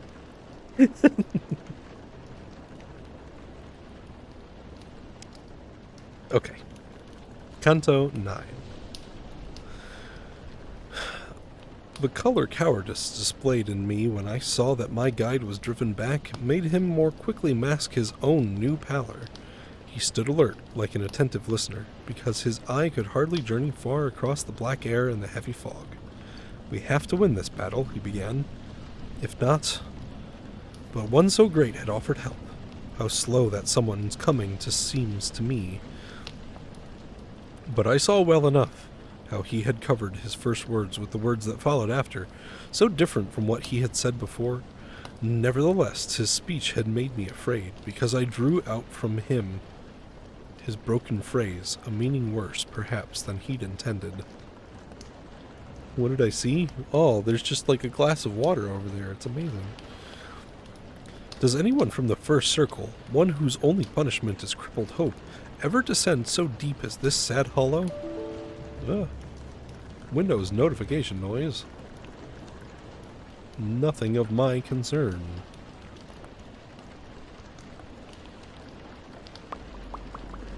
And that was my question, and he answered so.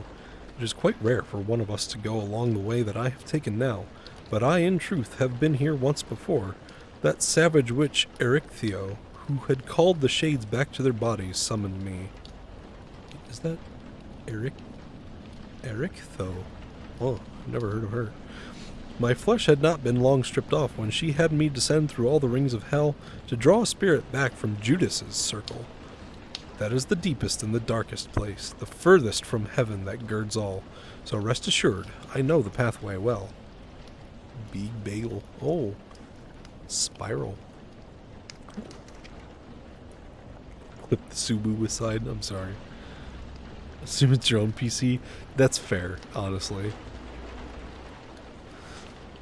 This swamp that breeds and breathes the giant stench surrounds the city of the sorrowing, which now we cannot enter without anger.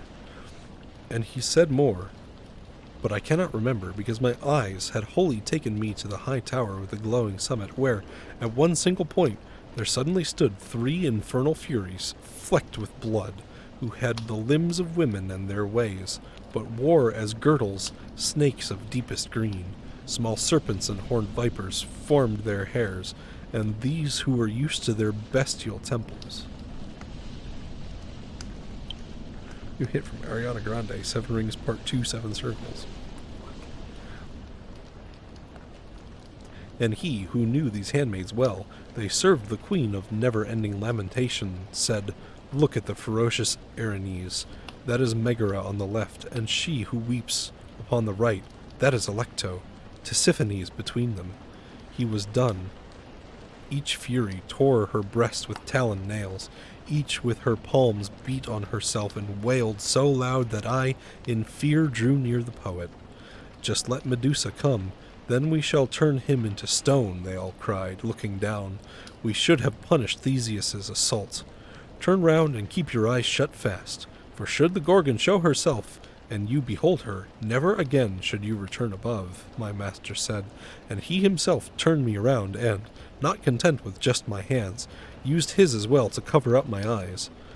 O you possessed of sturdy intellects, observe the teaching that is hidden here, beneath the veil of verses so obscure, and now across the turbid waves, or past a rebanatic fracas. Ooh.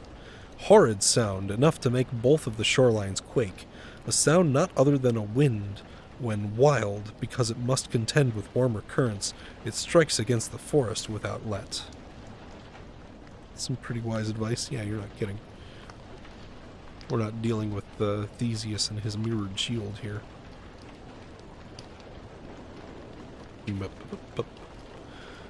Shattering, beating down, bearing off branches as it moves proudly, clouds of dust before it, and puts to flight both animals and shepherds.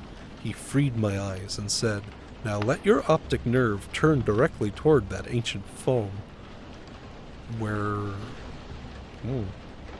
Turn toward that ancient foam, there where the mist is thickest and most acrid, as frogs confronted by their enemy, the snake, will scatter under water, till each hunches in a deep along the bottom. So did the 1,000 ruined souls I saw take flight before a figure crossing Styx, who walked as if on land and with dry souls. He thrust away the thick air from his face, waving his left hand frequently before him. That seemed the only task that wearied him. I knew well he was heaven's messenger, and I turned toward my master, and he made a sign that I be still and bow before him. Medusa can't walk around. She's like a cardboard cutout.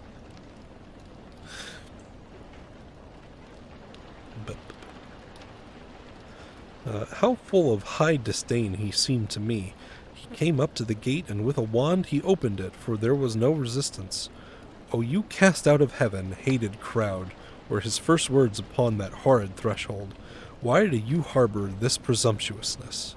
Why are you so reluctant to endure that will whose aim can never be cut short, and which so often added to your hurts? What good is it to thrust against the fates?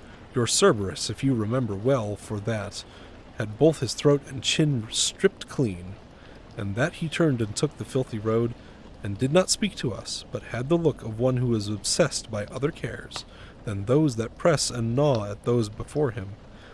And he moved, and we moved forward, on into the city, in safety, having heard his holy words. We made our way inside without a struggle, and I who wanted so much to observe the state of things that such a fortress guarded." Comfy Charco. Oh, yeah, ooh, cozy. "As soon as I had entered, I looked about. I saw on every side a spreading plain of lamentation and atrocious pain, just as the Arles, where Rhone becomes a marsh, just as at Pola, near Quaranaro's Gulf, that closes Italy and bathes its borders. The sepulchres made all the plains uneven. So they did here on every side, except that here the sepulchres were much more harsh, for flames were scattered through the tombs, and these had kindled all of them to glowing heat. No artisan could ask for hotter iron. The lid of every tomb was lifted up, and from each tomb such sorry cries arose, as could come only from those sad and hurt. And I, Master, who can these people be who, buried in these great chests of stone like these, must speak by way of sighs and agony? And he to me, Here are the arch-heretics, and those who followed them, from every sect. These tombs are much more crowded than you think. Here, like has been ensepulchred with like. Some monuments are heeded more, some less, and when he turned around and to his right, we passed between the torments and high walls." Classified as safe. Thank goodness. I think I can kind of feel my throat starting to give a little bit. So I'll do one more I'll do one more canto, and then I'll call it a night. Take a little sippy of my water, and then I will start the last canto. What did I see? Saw something big and blue suddenly go like wah right at my face. And a hydrate from Reno. I will take extra sippy then. Oh, thank you. Thank you, water creature who summons glass of water for me.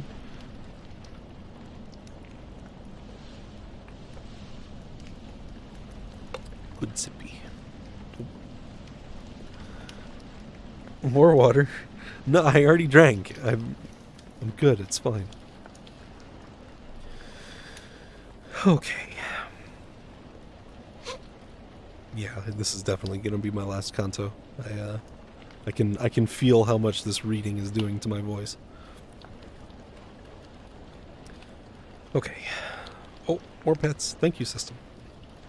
Still the sixth circle, the heretics, the tombs of the Epicureans. Farinata degli Uberti, Cavalcante, Tie Cavalcanti, Farinata's prediction of Dante's difficulty in returning to Florence from exile. He didn't, spoiler. Brack ominously watching, making sure you're drinking water. Told you, water demon. Looks like Mr. Bird's plotting. I'm making do with what I can, okay? The inability of the damned to see the present, although they can foresee the future. Canto 10. Now, by a narrow path that ran between these torments and the ramparts of the city, my master moves ahead, I following. O highest virtue, you who lead me through these circles of transgression at your will, do speak to me and satisfy my longings. Can those who lie within the sepulchres be seen? The lids, in fact, have all been lifted. No guardian is watching over them. And he to me, they'll all be shuttered up when they return here from Jehoshaphat, together with the flesh they left above. Within this region is the cemetery of Epicurus and his followers, all those who say the soul dies with the body. And so the question you have asked of me will soon find satisfaction while we are here, as will the longing you have hid from me. And I, good guide, the only reason I have hid my heart was that I might speak briefly, and you long since encouraged me in this. O Tuscan, you who pass alive across the fiery city with such seemly words, be kind enough to stay your journey here. Your accent makes it clear that you belong among the natives of the noble city. I may have dealt with too vindictively. This sound had burst so unexpectedly out of one sepulchre that, trembling, I then drew a little closer to my guide. Stretch from beta. Good time for it. Oh God. Ah. Jesus. You know, I'm even sitting in a recliner and my back is really starting to hurt. That's sad, isn't it? I'm getting old. But he told me, turn round. What are you doing? That's Farinata who has risen there. You will see all of him from the waist up. My eyes already were intent on this, and up he rose, his forehead and his chest, as if he had tremendous scorn for hell. My guide, his hands encouraging and quick, thrust me between the sepulchres toward him, saying, your words must be appropriate. When I'd drawn closer to his sepulchre, he glanced at me as if in disdain. He asked of me, who were your ancestors? Old cutie. I don't know about that. Because I wanted to be compliant, I hid no thing from him. I told him all. Oh, God. Cute no matter the age. Yeah, well, shut up. Shush. Sorry, shut up is a little harsh, isn't it? No. I'm reading here. At this, he lifted up his brows a bit, then said, they were ferocious enemies of mine and of my parents and of my party, so that I had to scatter them twice over. If they were driven out, I answered him, they still returned both times from every quarter, but yours were never quick to learn that art. At this there rose another shade alongside, uncovered to my sight down to his chin. I think that he had risen on his knees. He looked around me just as if he longed to see if I had come with someone else. But then, his expectation spent, he said in tears, if it is your high intellect that lets you journey here, through this blind prison, where is my son? Why is he not with you? Pivicutie, no. Hydrate. Hold on. I answered, my own powers have not brought me. He who waits me there leads me through here, perhaps to one of your Guido din disdain. Wow. Guido, Jesus. His words, the nature of his punishment, these had already let me read his name, therefore my answer was so fully made. Then suddenly erect, he cried, what's that? He did disdain. He is not still alive? The sweet light does not strike against his eyes? I just feel older than I am. I feel old because I've suffered a few industrial accidents. And when he noticed how I hesitated a moment in my answer, he fell back supine and did not show himself again. Okay, now that second mystery man is gone, take another sippy, as requested.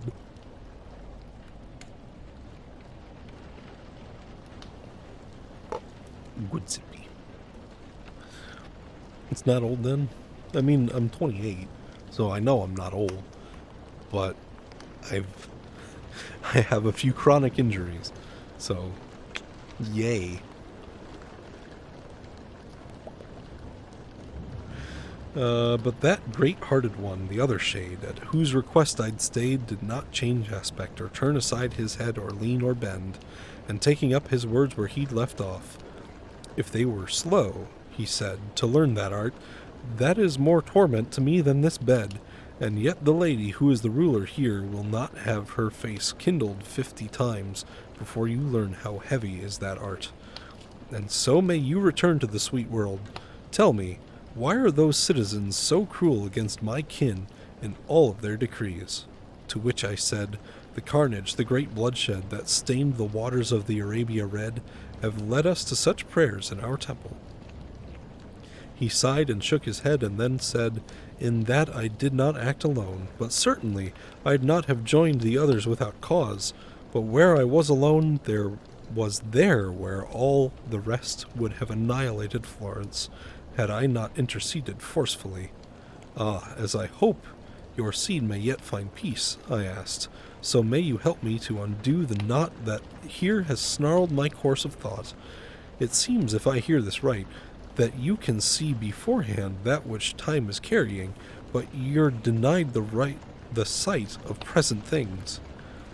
We see, even as men who are far-sighted, those things, he said, that are remote from us. The highest Lord allows us that much light, but when event draws near, our minds are useless. Were we not informed by others, we should know nothing of your human state. So you can understand how our awareness will die completely at the moment when the portal of the future has been shut. 24, my back hurts every day, and so do my knees. Still don't feel old. I mean, it's a matter of perspective, I know. I'm surrounded by idiots 24/7. Yeah, that definitely ages you several more years than you actually are. My body remembered I'm Dutch and had to grow to over 6'4", so my body sucks. Jesus, that does sound like agony. Then, as if penitent for my omission, I said, will you now tell me that fallen man, his son is still among the living ones? And if a while ago I held my tongue before his question, let him know it was because I had in mind the doubt you've answered. And now my master was recalling me, so that, more unhurriedly, I asked the spirit to name the others who were there with him. He said, more than 1,000 lie with me. The second Frederick is but one of them. As is the cardinal, I name no others. With that he hid himself, and pondering the speech that seemed to me so menacing, I turned my steps to meet the ancient poet. He moved ahead. As we made our way, he said to me, why are you so dismayed? I satisfied him, answering him fully. And then that sage exhorted me, remember the words that have been spoken here against you. Now pay attention, he raised his finger. When you shall stand before the gentle splendor of one whose gracious eyes see from everything, then you shall learn from her your lifetime's journey. Following that, his steps turned to the left, leaving the wall and moving toward the middle along a path that strikes into a valley, whose stench, as it rose up, disgusted us. Writing's on the wall. No, I don't believe you. 8 years since you checked, but you were 6'3" then. Jesus. All y'all are taller than me. What the fuck? Also, that was Canto 10. Which means that's where I'm going to leave it. I'm going to mark my page here and then call it a night.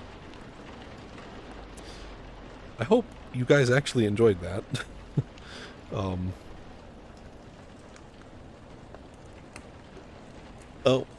Oh.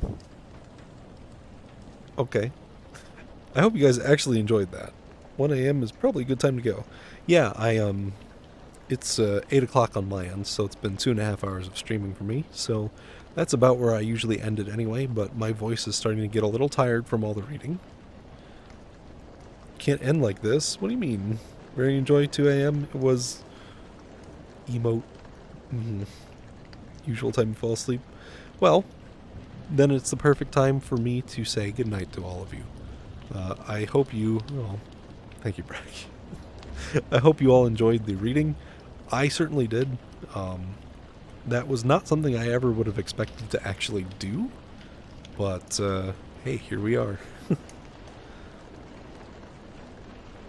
just, just stop. Yeah, well, I definitely will pick this up next stream. So tentatively going forward, Saturday is going to be my painting stream, so I will be finishing up my Archaeopter at that point. Sunday will be more Metroid Dread, and then Monday will be more reading. So if you enjoyed this, come back next Monday, and I will have more story time for you. This VOD will be going up on my YouTube channel.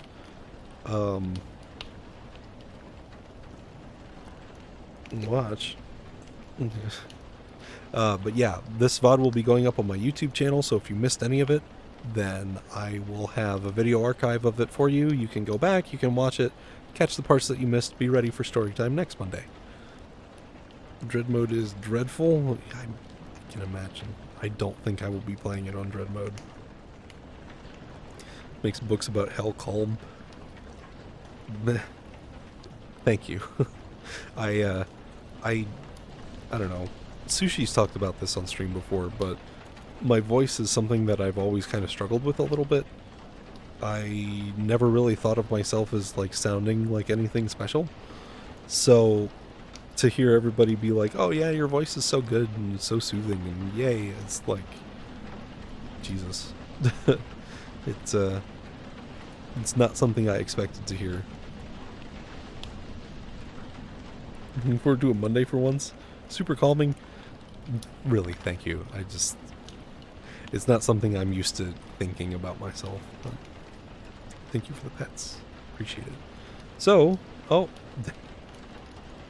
Wow, some extra blue hands for these pets. Sounds special no matter what it sounded like. You guys are way too nice to me. I'm flattered. Honestly, genuinely. Goodness.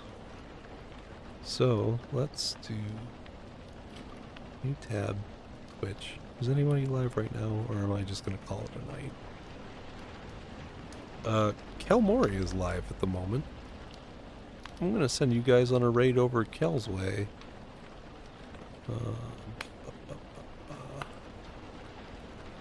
Stream manager, raid channel. Kel Morty. Start raid. Yay. Oh, goodness. But yeah, thank you everybody for actually for coming and listening to my reading. I'm really looking forward to continuing this next Monday.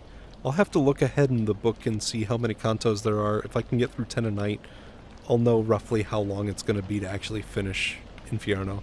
Maybe if there's some interest in it, I'll also move on to Purgatorio and maybe Paradiso afterwards, but honestly, Inferno is probably the best one of the trilogy. But yeah, for now, everybody take care. Thank you so much for actually coming to the stream and listening to me yammer for 2.5 hours. Really appreciate it. I'll send you guys over to Kel Mori's way, and I hope you have a wonderful rest of your night and a good night's sleep if that is where your night is headed. So take care, everybody, and I'll see you next weekend. Love you all, and have a good one. Bye. They're gone. Oh my god.